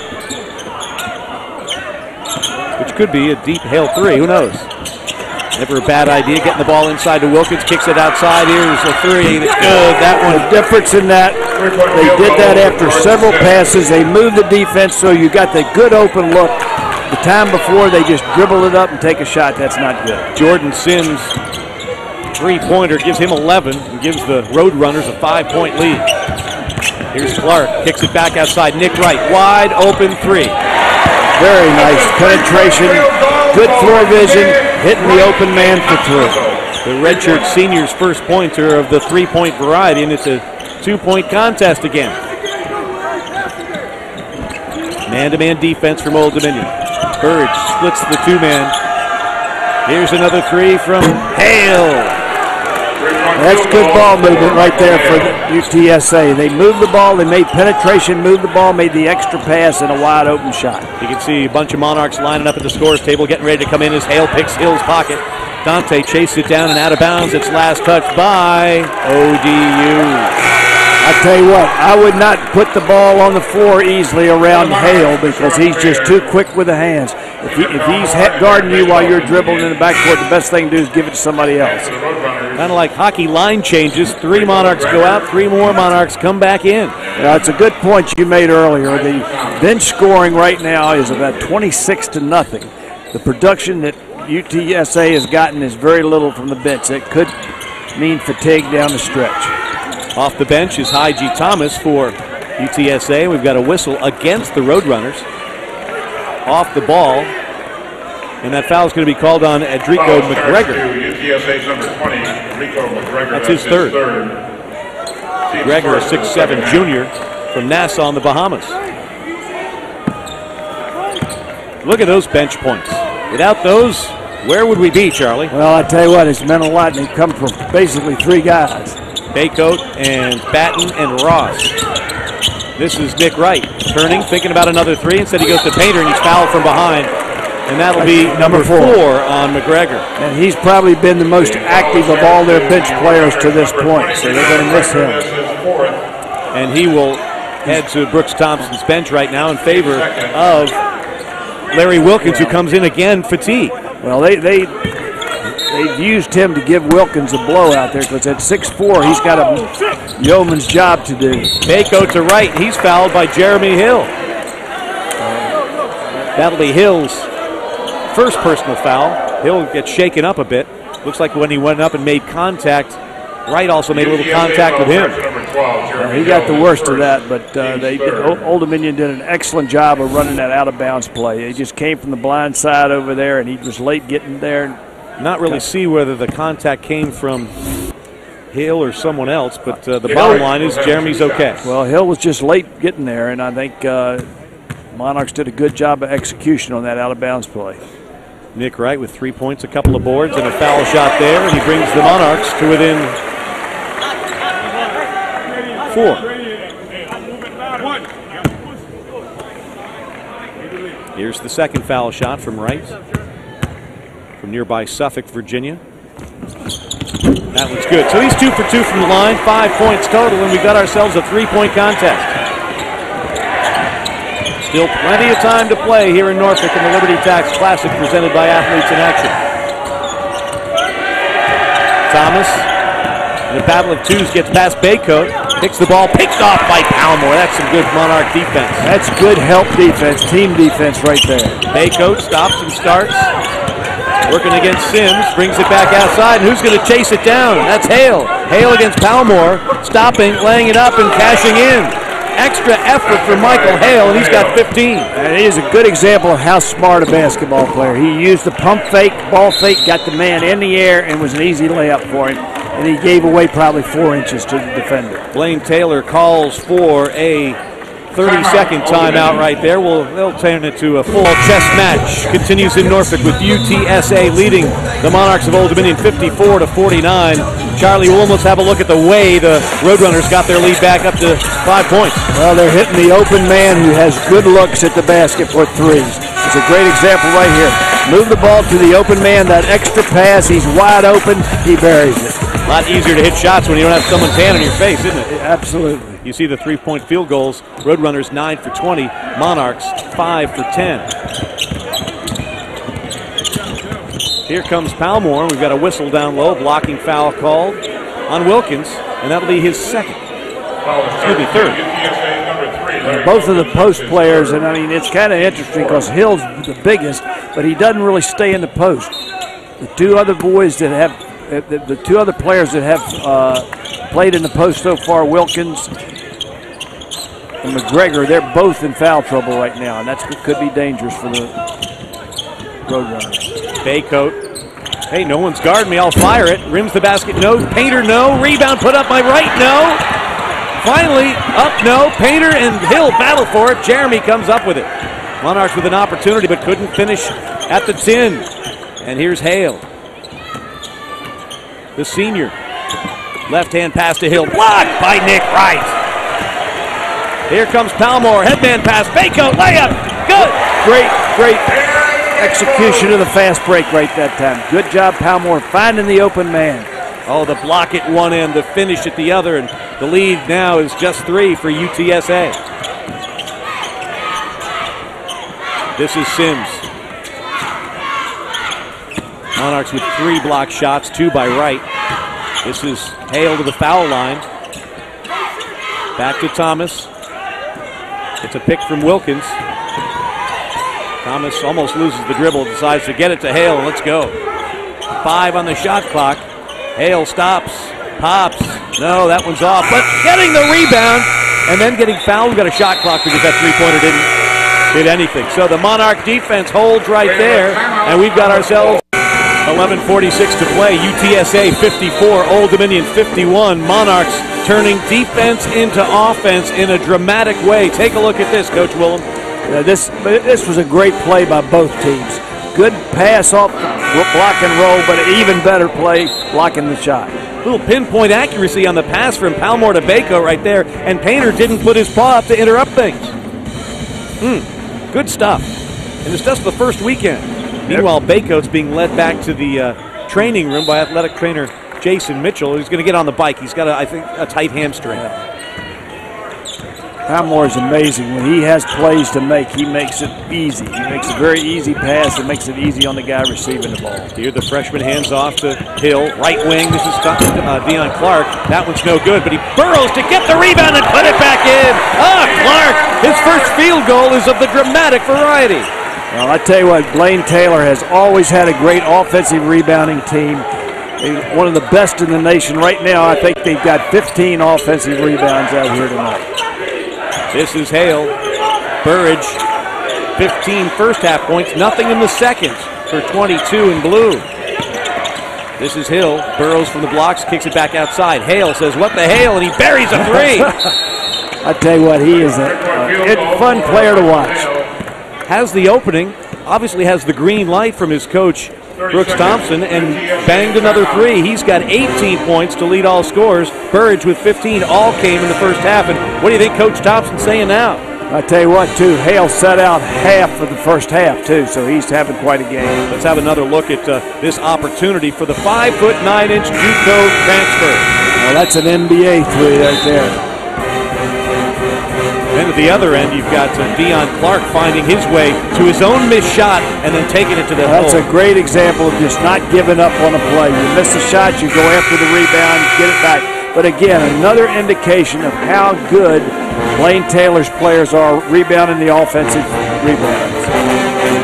So it's Hill and Burridge and Thomas and Wilkins and Hale for UTSA. Deion Clark, Palmore, Ross, Hill, and Nick Wright for Old Dominion. 4-point advantage. You see the 3-point field goals, 10 for 22 for the visitors from San Antonio. Old Dominion 5 for 12 from beyond the arc. Still plenty of time to stir the soup here in Norfolk. This is Nick Wright. Gets it to Clark.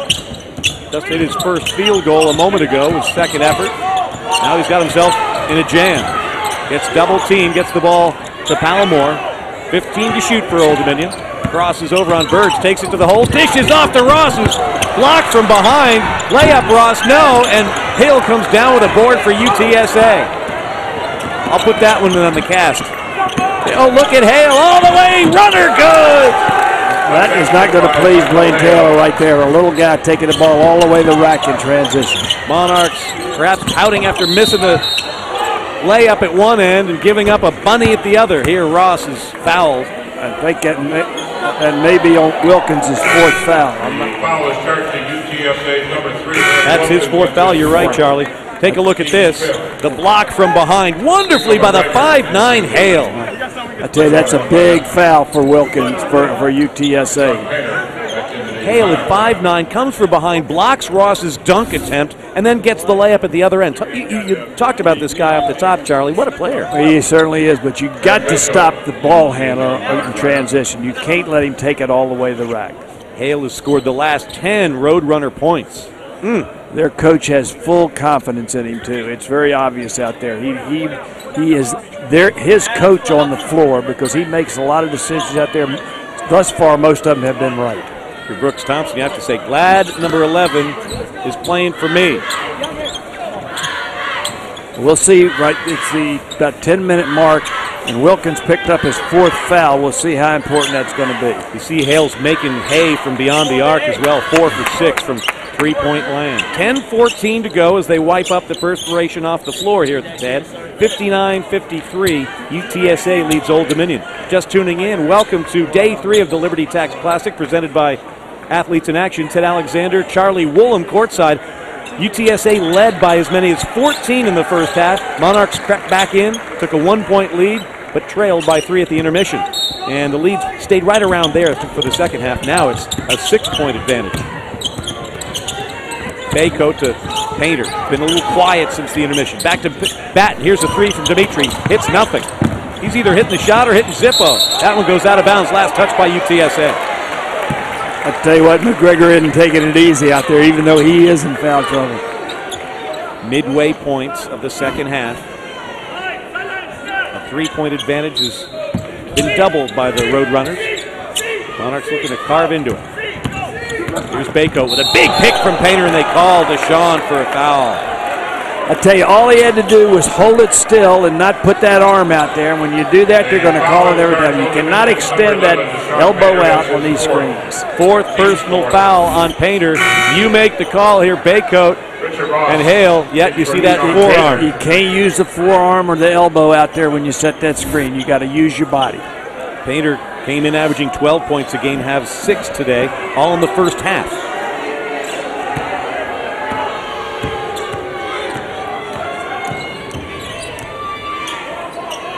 Hill now working a little weave out top to Burridge. He's been quiet in the second half and a whistle down low. They're going to get him again. They've got to stand still when they set these screens. I was sort of blocked off from that one, but it's... They're going to call that one on I.G. Thomas. That'll be his second personal foul. By December, all these guys will know how to set a screen. This is only the 3rd day of the season. I will give you that. There you see the turnover totals. 12-10 in a category you don't want to lead. Here's Ross to the paint, left-handed. No.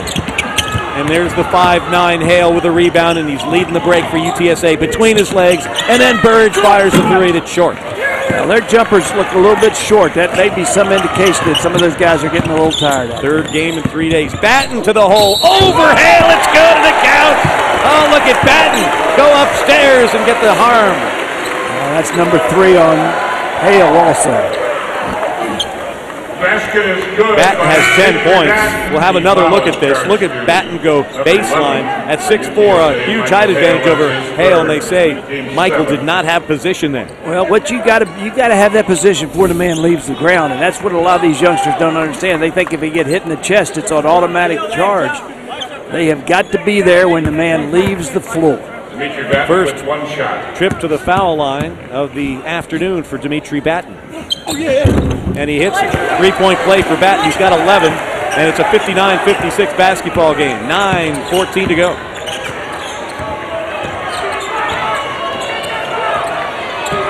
It's been this type of working margin since the intermission for UTSA. There's Burridge, no good. Tapped up, Hill, no. Rebound right. Not a good shot either. I think it's just too quick to be jacking threes like that. Here's Aaron Baycoat, crosses over. Burridge goes down, and the steal comes up to Sims. Meanwhile, there's Hale, again amongst the trees. Wide open for three is Hill, and he buries it. That's a good-looking three right there. You wait for the shot to develop. Don't try to force it from the three-point line. His second three-pointer. He's got 14 points, and the lead is back to 6 at 62-56. 30-second timeout called by ODU. Let's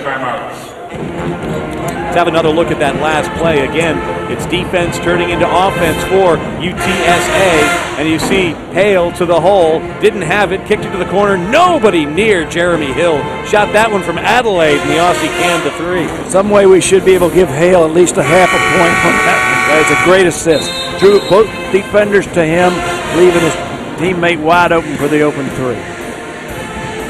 UTSA 11 threes. Thus far this season, they've averaged 12 per contest. Again, they were beaten by Morgan State on Friday, defeated Holy Cross yesterday. Holy Cross beat Old Dominion on Friday, then the Monarchs beat Morgan State yesterday. So everybody's beating up on everybody in this Liberty Tax Classic. The other two teams, the Crusaders of Holy Cross and the Bears of Morgan State. Everybody came into this Sunday's action, Charlie, 1-1. I thought all the teams I've seen are very good teams, and I think will get better as the season goes on. Nice to have an event where everybody gets to taste victory, especially at the start of the season. Absolutely. All right, Bayco working against Hale, finds Dante Hill. Burridge, the defensive matchup. Batten saves the pass, double pumps off glass, no. Hill the board. Now Hale usually makes a very good decision. Gives it to Hill, one bounce down low. What a nice athletic play. And finishing is Enrico McGregor. I believe those are the first bench points of the night for the Roadrunners. And I tell you, Hill made a great pass out of that also. He's a very fundamentally sound basketball player. A lot of players would have just kept that ball and gone up. Either run over somebody or gone up with it. Here's Dante Hill, tipped up by Ross with a poor paw. We're seeing some great efforts out of some of these young men out here tonight. The lead is 6. For UTSA, you're thinking maybe knockout punch here in the next couple of possessions. 7:43 to go. Going to take a break. Have the Roadrunners got an advantage that they can hold on to? We'll find out from the Teds in a moment. We are Steel, German-engineered chainsaws and landscape products. The majority of which are made here in America by Americans. And exported to over 90 countries around the world.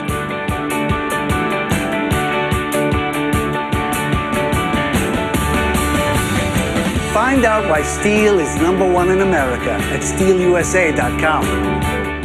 Hi, I'm Bobby Wilder, head football coach at ODU. On and off the field, life's moving fast, and I can't afford to miss a minute. Poor vision was holding me back from the things I love. So, I decided to make a change. Thanks to Dr. Scoper, the physicians, and the entire staff at Virginia Eye Consultants, I now have perfect vision and couldn't be happier. Virginia Eye Consultants, leaders in world-class specialty eye care, and a proud sponsor of ODU football and Coach Wilder's New Vision. When we opened our doors over a decade ago, our goals were simple: to provide superior customer service while taking the fear out of the mortgage process. We take the complexity out of the process and give you an answer quickly. I'm honored to have helped so many military families in achieving their dream of home ownership. And today, our goals remain the same. Give us a call. Let us help.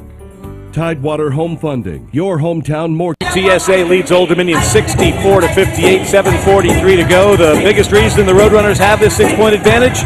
Well, perhaps the 5'9" junior, the smallest guy on the floor, is making the biggest impact. Absolutely. I tell you, he's only going to spend 1 year in the WAC, but if he doesn't make first team all WAC, I'll be surprised. The youngster does everything. He never quits working out there. He's a coach on the floor, and he knows how to play the game of basketball. And you know he's the kind of guy that hates hearing people talk about his height because he's not a 5'9" guy. He's a basketball player making plays. I said his heart's the size of his chest, and he's shown that out here today. 6-point lead possession for UTSA. Dicey moment of the game if you're a Monarch fan. Especially when Hale has the ball in his hand. This is Burridge. 15 in the first, nothing in the second. Here he crosses over Clark, gets to the elbow, and travels. That's a good call, though. Good call. He drugged the foot when he was.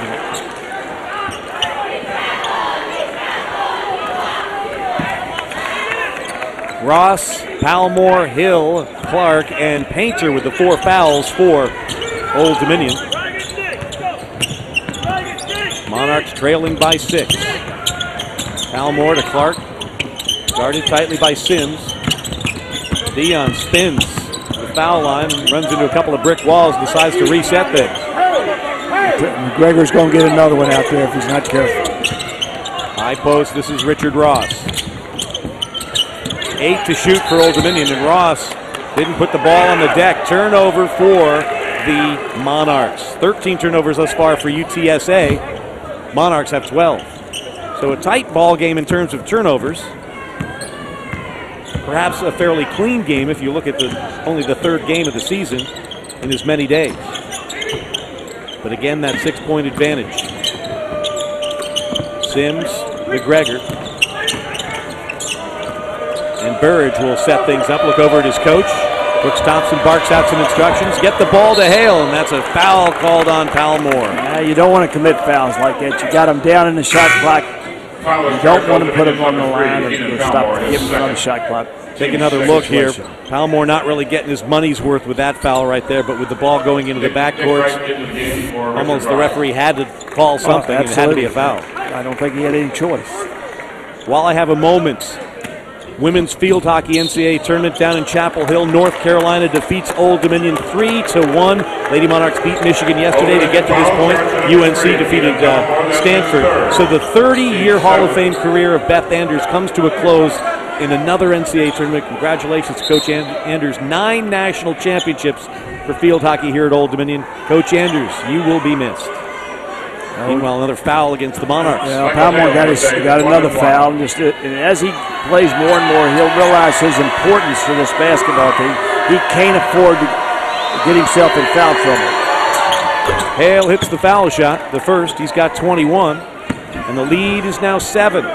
Blaine Taylor, you can understand the concern on the coach's face with the senior Hale in complete control of the contest. That one's good.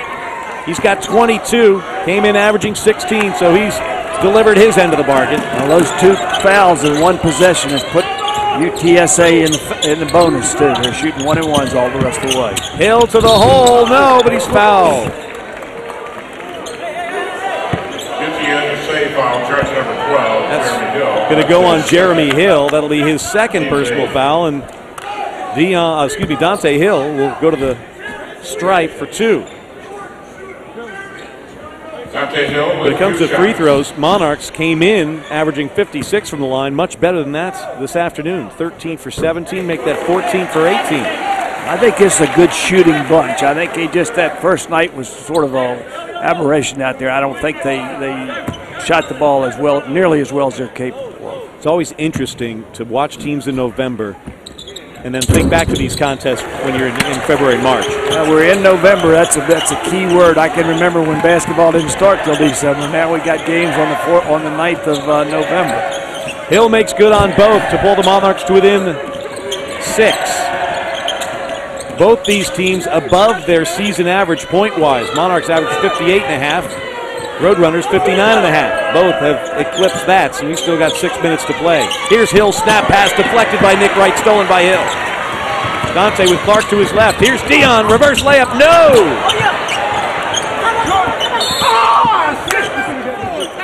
He made that shot harder than it should be, and as a youngster, he'll learn.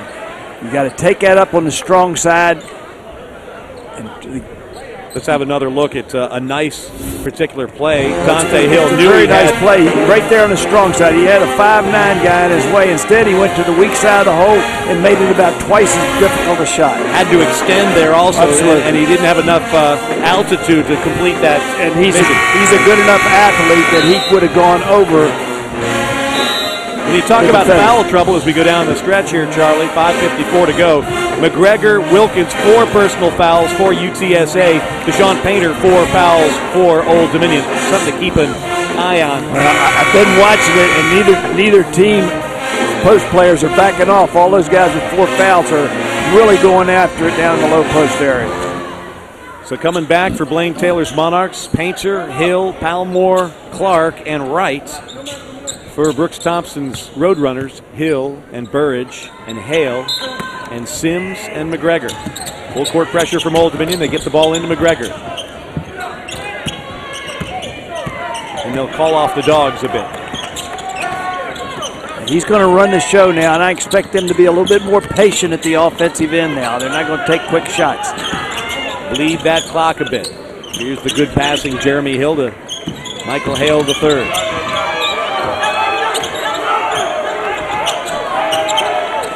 Seven on the shot clock. Hale spins past Palmore, kicks it back outside. Burridge. Oh, that's a killer. That's another assist for the little guy, too, I'm telling you. And I apologize for calling him a little guy. On the basketball court, he's anything but. Large and in charge here on this Sunday afternoon in Norfolk. 69-60, Roadrunners. Palmore takes the long road, misses it, but there's the tip by Nick Wright. Under 5 to play here in the Liberty Tax Classic. Burridge, Hill, and Hale. There we go. Back to Jeremy. Plows over Palmore. Palmore looking for steps, and that's what they call. It'll be a turnover for UTSA. You know, a little overlooked fundamental of basketball is footwork, and I'm telling you, to watch Hale's footwork out there, as small as he is amazing. He never gets himself in a position where he's out off balance. Terrific balance out there on the floor. Every possession becoming precious for Old Dominion, down 7 with 4.5 to play. Here's Hill, baseline move, double pumper, no, can't hit the layup. Gets his own rebound though, it's on the floor, it's a scrum. Out of bounds, blue ball, we hear the referee say, and it'll go UTSA's way. Well, the intensity level this half is doubled over the first half. Both teams have gone at it terrifically.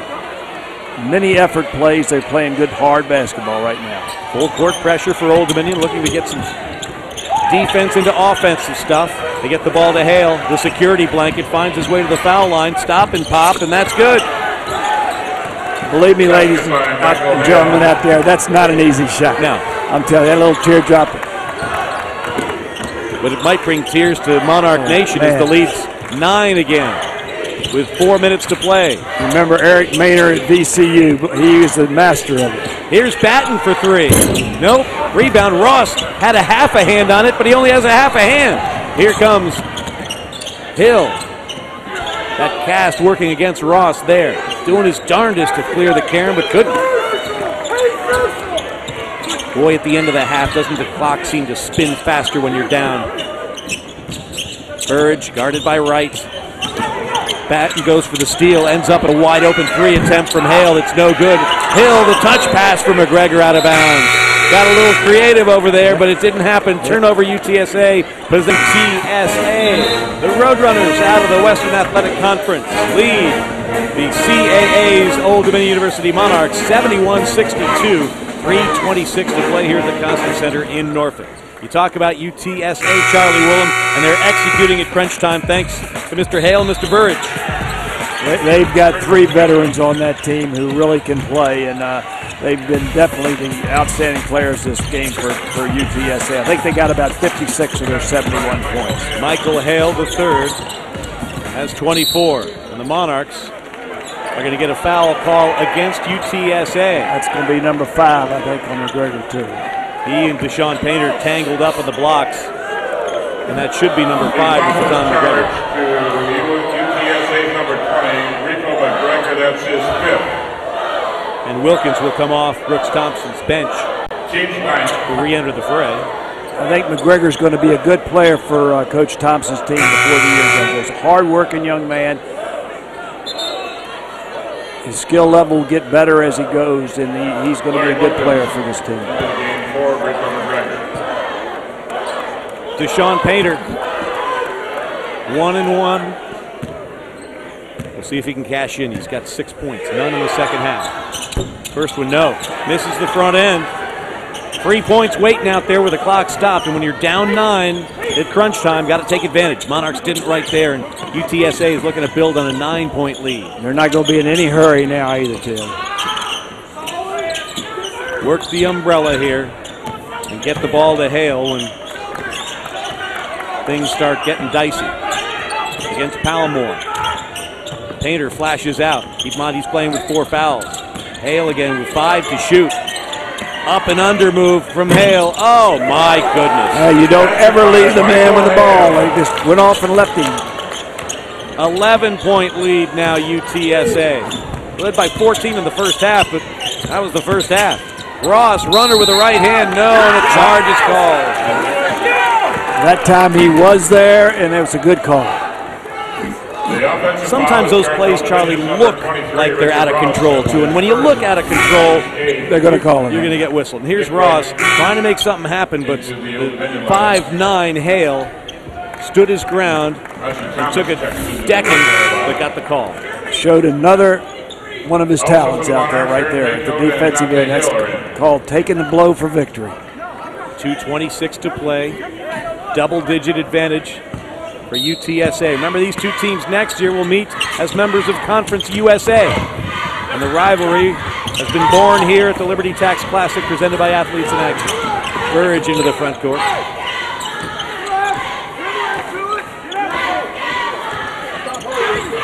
These 3 veterans on this team are very smart basketball players. Hale, and Burgess. All 3 know how to play the game. As we head under 2 minutes, Burridge takes Dante Hill to the hole. Layup no good. Dante's got the rebound and a foul's called. Michael Hale the third. All Hale Michael, 7 for 11 from the field in this half. And remember, it's when he picked up his second foul after scoring 8 quick points in the first half, Charlie. That's when the Monarchs got back in the game. That was not a good play by Burridge that time. You don't want to stop the clock and let them have an opportunity to score. Fouls, put them on the line with no time running off. That's the best way for the Monarchs to get back in this game. Michael Hale has tied his career high with 26 points a year ago. Scored that many at Oklahoma State. Dante Hill hits the first of 2 foul shots, gets the second one now. He's got 8 points. Aaron Baycoat has 12 for Old Dominion. Dimitri Batten, 11. Richard Ross, 10 off the bench. Dante Hill with 8. Nick Wright with 7. Deshaun Painter, 6. Second foul shot rattles out. Rebound comes down to Jordan Sims of UTSA. They're going to try to take the little fella out of the game, and then Bayco to the hole, and he's fouled. Again, Sims looking to draw the charge. Didn't happen. That's good effort by the Monarchs that time. 26 for Michael Hale the third, 18 for Cannon Burridge, 14 for Jeremy Hill, 11 for Jordan Sims. 2 for Larry Wilkins, 2 for Enrico McGregor, and that's all the scoring for UTSA. They lead by 10 with 1:49 to go. First one, no good for Bayco. Palmore is doing a good job of keeping the ball out of Hale's hands. The other players got to step up and take over for him, get the ball, let him backdoor it down the floor and get open. Monarchs 17 for 24 from the line as Bayco scores his 13th point. 73-64. Full court pressure. Try and cause the turnover. Get some cheapies. This is what they got to do. They got to. Oh, and there's a cheapie off the hands of Jordan Sims, and out of bounds, took his eye off the ball. Great job of the Monarchs denying the inbounds pass. 18th turnover forced by the Monarch defense. Now can they cash in? They've got it. That's exactly what they got to do. They got to score, or they got to get to the line and make their foul shots. And they've got to do it rather quickly. Here's Dante Hill. Hill down the right-hand side takes Hale to the hole, and that's going to be number 4. Number 4 on Michael Hale. And again, double bonus time. 2 shots for Dante Hill. Went 1 for 2 from the line his last trip. Let's take a look at this foul. Dante Hill with 2 shots. Hill 6 for 8 from the foul line. The left-hander, we'll see if he can improve that. First one, yes. It's the quickest way for the Monarchs to get back in this thing is to get to the foul line, because the clock will not move. One more for Dante Hill, junior from Virginia Beach. The Monarch captains. Hits the second. And he hits the deck for his 10th point. 1:42 to go. Coach Thompson's getting the big fella off the floor. He does not want him to pick up his 5th foul, because they literally lose size at that point. Full court pressure. They get the ball into Burge. Burge double teamed in the corner in front of the Monarch bench, and a whistle. Timeout called by Brooks Thompson, who saw his player in trouble and called for time. You don't want to throw that ball down on the baseline, because then the out-of-bounds line acts as another defender. It's like you're being triple teamed down there instead of double teamed. And when you bring the double team over, it's like turning up the defensive vice, especially at crunch time. Well, along with the fact that they made that double team with big guys that can't see out of the traffic. If you've ever tried to simulate that, go stand in the forest next to a couple of trees and try and get the ball back to the playground. It's not going to be very easy for you. What they need to do is try to be in a position to accept that inbounds pass farther up the floor, so they got more room to move. And of course, they've really taken Hale out of the situation, because they've done a good job of denying that pass. You saw the 12 team fouls on UTSA. It means the Monarchs will shoot 2 every time they get fouled. 8 team fouls on Old Dominion. Still be a 1-and-1. What people do here, a lot of teams will run somebody out and see if they can get somebody open on the long pass. Plus, they'll take a defender out of the picture when they do that. Holy Cross did it at the end of the first game of the season against Old Dominion on Friday. Got a foul out of the deal. Here they get it into Birds. The ball poked away. Who's going to come up with it? Jeremy Hill quickly to Michael Hale III. Driving the break. Oh, the layoff to Sims, who misses the layup and out of bounds. That's last touch by Sims. Yeah, the Monarchs are doing a great job. Their intensity level is high. They're denying passes, and they're getting back on defense. Good job for Old Dominion. Hale again made a good decision, dropping the ball off to Jordan Sims, but he couldn't finish. The Monarchs, with 85 seconds to go, are down by 7. Into the corner, Palmore back to Baycoat. Baycoat drives to the hole, layup is good. Aaron Baycoat has 15, and it's 73-68. They're going to warn Old Dominion to leave the ball alone there, I'm sure. Rather quiet here in the TED. They're giving the warning to Nick Wright, I believe, to leave the ball alone. You can't pick it up, because you keep them from bringing a quick inbound pass in. And again, if you're going to set up your press, you don't want them to inbound it quickly.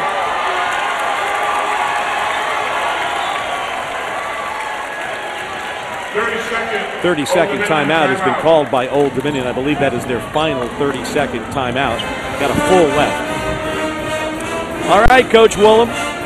We said it was going to go down the last minute, and it has. 1:09 to go, 73-68. Take us into each other. I tell you what, Old Dominion, they're going to continue doing what they've been doing. They're going to deny the inbounds pass. I think they'll play solid D. I don't think they're going to start fouling right away. They don't need to. It's only a 5-point difference with over a minute to play. I think it's important that Coach Thompson gets these guys to try not to throw the ball in the corner, because they're killing themselves. They're getting in that double team. They can't see to get it out. And it's going to get physical down there. They've got to be strong with the basketball. Physical play means fouls. Fouls mean foul shots. Old Dominion 19 for 26 from the line this afternoon. The Roadrunners are 7 for 8 from the charity stripe. The only play I've seen that I would change that Hale did, I would pull that ball back out and not try to score down there. Just run the clock. The clock right now is what they need running. But he'd answer, it was a 3-on-1. Yep. We had a good look. And a foul on Baycoat against I.G. Thomas right there. Well, and you know, in truth, he didn't have to foul, and I'm not so sure he didn't step on the out-of-bounds line right after he got fouled, so he might have been forced out. That's why Coach Taylor is having a chat with his freshmen. How difficult is it for people to be patient, fans to be patient with teams that have so many new faces, especially freshmen? Well, you know, I think both the fans of UTSA and the Monarch fans need to be, and I think it will pay rewards because both these teams are going to get better and better as the year goes on. I think they're pretty good right now. They're certainly giving a good physical effort this afternoon. They cut out their mistakes. They're going to be good basketball teams. I.G. Thomas, his first foul shot of the day is good, and the second one isn't. So he goes 1 for 2 from the line. It's a 74-68 contest, 62 seconds to go. 1 minute remaining. Two-possession game, ball out of bounds. The thing is, with it being a two-possession game, you cash in a three, you play good defense. It wouldn't shock me to see them change the defense here a little bit. I'm not sure, but they're staying with their man. Hill stops and pops a three. That one's no good. Long rebound. Comes down and fouling Sims is Bako. And Jordan Sims will walk to the other end and take his first foul shot. Excuse me, he's 2 for 2 tonight. The Monarchs have been very successful, Ted, taking the ball to the rack and drawing fouls. I don't know that they need to start jacking the threes just yet. I realize it's daytime, but you come into an arena here, Charlie, and it's pretty dark, but that's why I keep saying tonight. Oh, I've said it about 10 times, so you're not alone.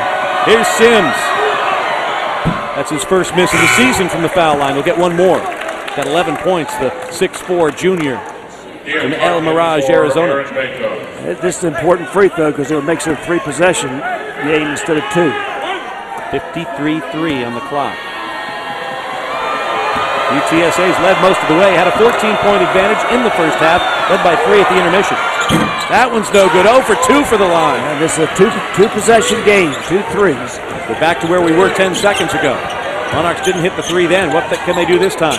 Dante Hill. Now they got to get him for a walk. Yep. Turnover ODU. That's their 14th. 43.8 to go. Do you have to foul now?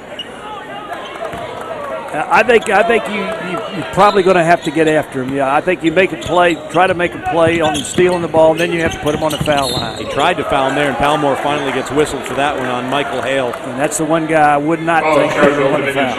It's funny how that's who they wanted to get the ball to. Oh, absolutely. There is a method to this madness, isn't it? I would imagine out of the people sitting in here, several thousand of them would think that ball should go to him, too.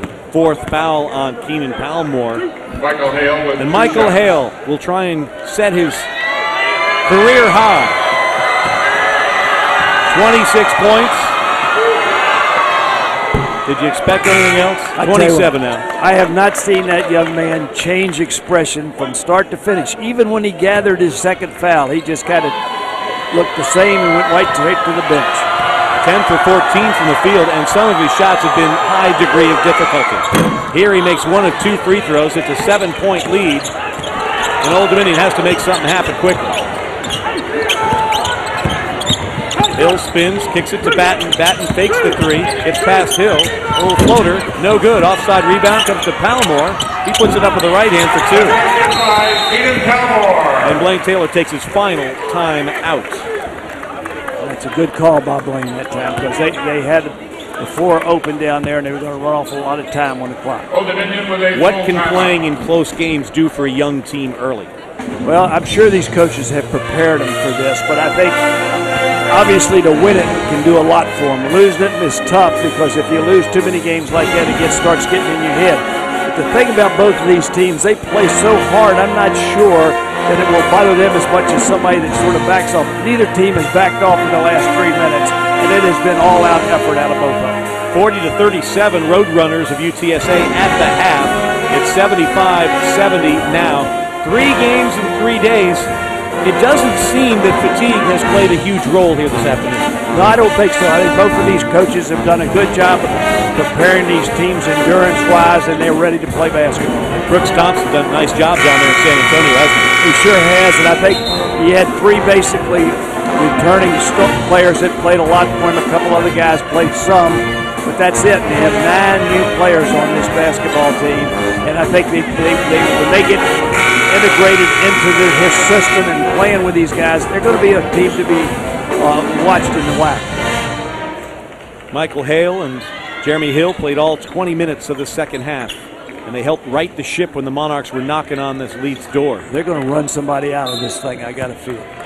Hill to inbound, looking for Hale. Fakes, gets it to Hale in the corner. He splits the double team, maintains possession into the front court, and that's going to be a Dimitri Batten foul. Dimitri took a pop there from Hale. Be interesting to know how many minutes Hale has been on the floor out here tonight. Yeah, exactly. How many times they've had to clean the court burn off his backside. He doesn't back off a lick, though. He comes right back. And you know, you're talking about all the new faces for Brooks Thompson's club.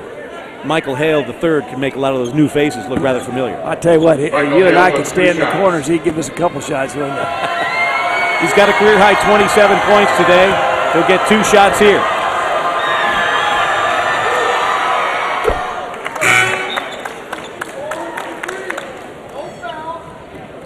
In comes Larry Wilkins. Talk about efficient. Hale with 28 points in 28 minutes. This is a big foul shot here because it puts it in 3 possessions again. There you go. 29 points, a career high for Michael Hale III, the senior. Under 20 seconds to play. Nick Wright will fire a 3 and miss it. Birds the rebound. He's fouled by Deion Clark. And this dress is in the San Antonio bag. Number 15, Deion Clark, gets his first. San Antonio is cheering this result, of course, as UTSA will go to 2-1 on the season. Monarchs will fall to 1-2. But as we said earlier, 3 games and 3 nights. I think both of these teams have a lot to look forward to. They're both going to be good basketball teams. Michael Hale, you saw 29 points in 28 minutes. He only played 8 minutes in the first half because of the foul trouble. And he's played all the way here in the second half and made his presence felt. 78-70. One more free throw for Cannon Burge. And he's got himself 20 points. Dante Hill now. Window dressing time here, and Wright will fire a 3 and miss it all, and it'll go out of bounds. And with 5.5 seconds to go, looks like it'll be one more possession.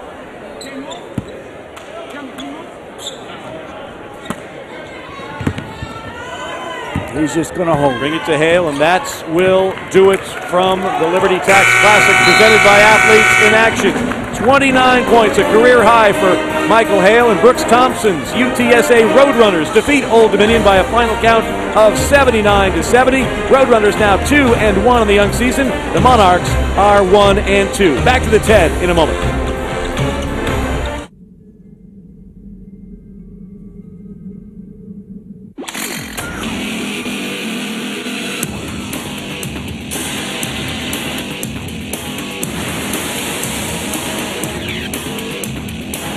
Chase down weeds and grass and beat the living mulch out of them. The Homescaper Series blower vac from Steel. Are you ready to quit playing with toys? Are you ready for a Steel? When we opened our doors over a decade ago, our goals were simple: to provide superior customer service while taking the fear out of the mortgage process. With my 23 years in the business, I'll be with you from start to finish. I love working with a first-time home buyer. I like seeing them go from nervous and anxious to happy and excited. And today, our goals remain the same. Give us a call. Let us help. Tidewater Home Funding, your hometown mortgage lender. Hi, I'm Bobby Wilder, head football coach at ODU. On and off the field, life's moving fast, and I can't afford to miss a minute. Poor vision was holding me back from the things I love. So, I decided to make a change. Thanks to Dr. Scoper, the physicians, and the entire staff at Virginia Eye Consultants, I now have perfect vision and couldn't be happier. Virginia Eye Consultants, leaders in world-class specialty eye care, and a proud sponsor of ODU football and Coach Wilder's New Vision. Today's game is presented by the following Team Monarch partners: Pepsi, the official soft drink of ODU basketball; Pepsi, refresh everything. Cox Communications, Cox, your friend in the digital age. And by the Virginia Lottery. The Virginia Lottery, we're game. Today's game is also presented by Liberty Tax Service. Liberty Tax Service, making a difference in the tax preparation industry. UTSA defeats Old Dominion here in the Liberty Tax Classic 79-70, thanks in large part to a career-high 29 points from Michael Hale III. Charlie Willem, your thoughts on this contest here today? Well, I think both teams, for playing their third game in a row, gave a great effort out here.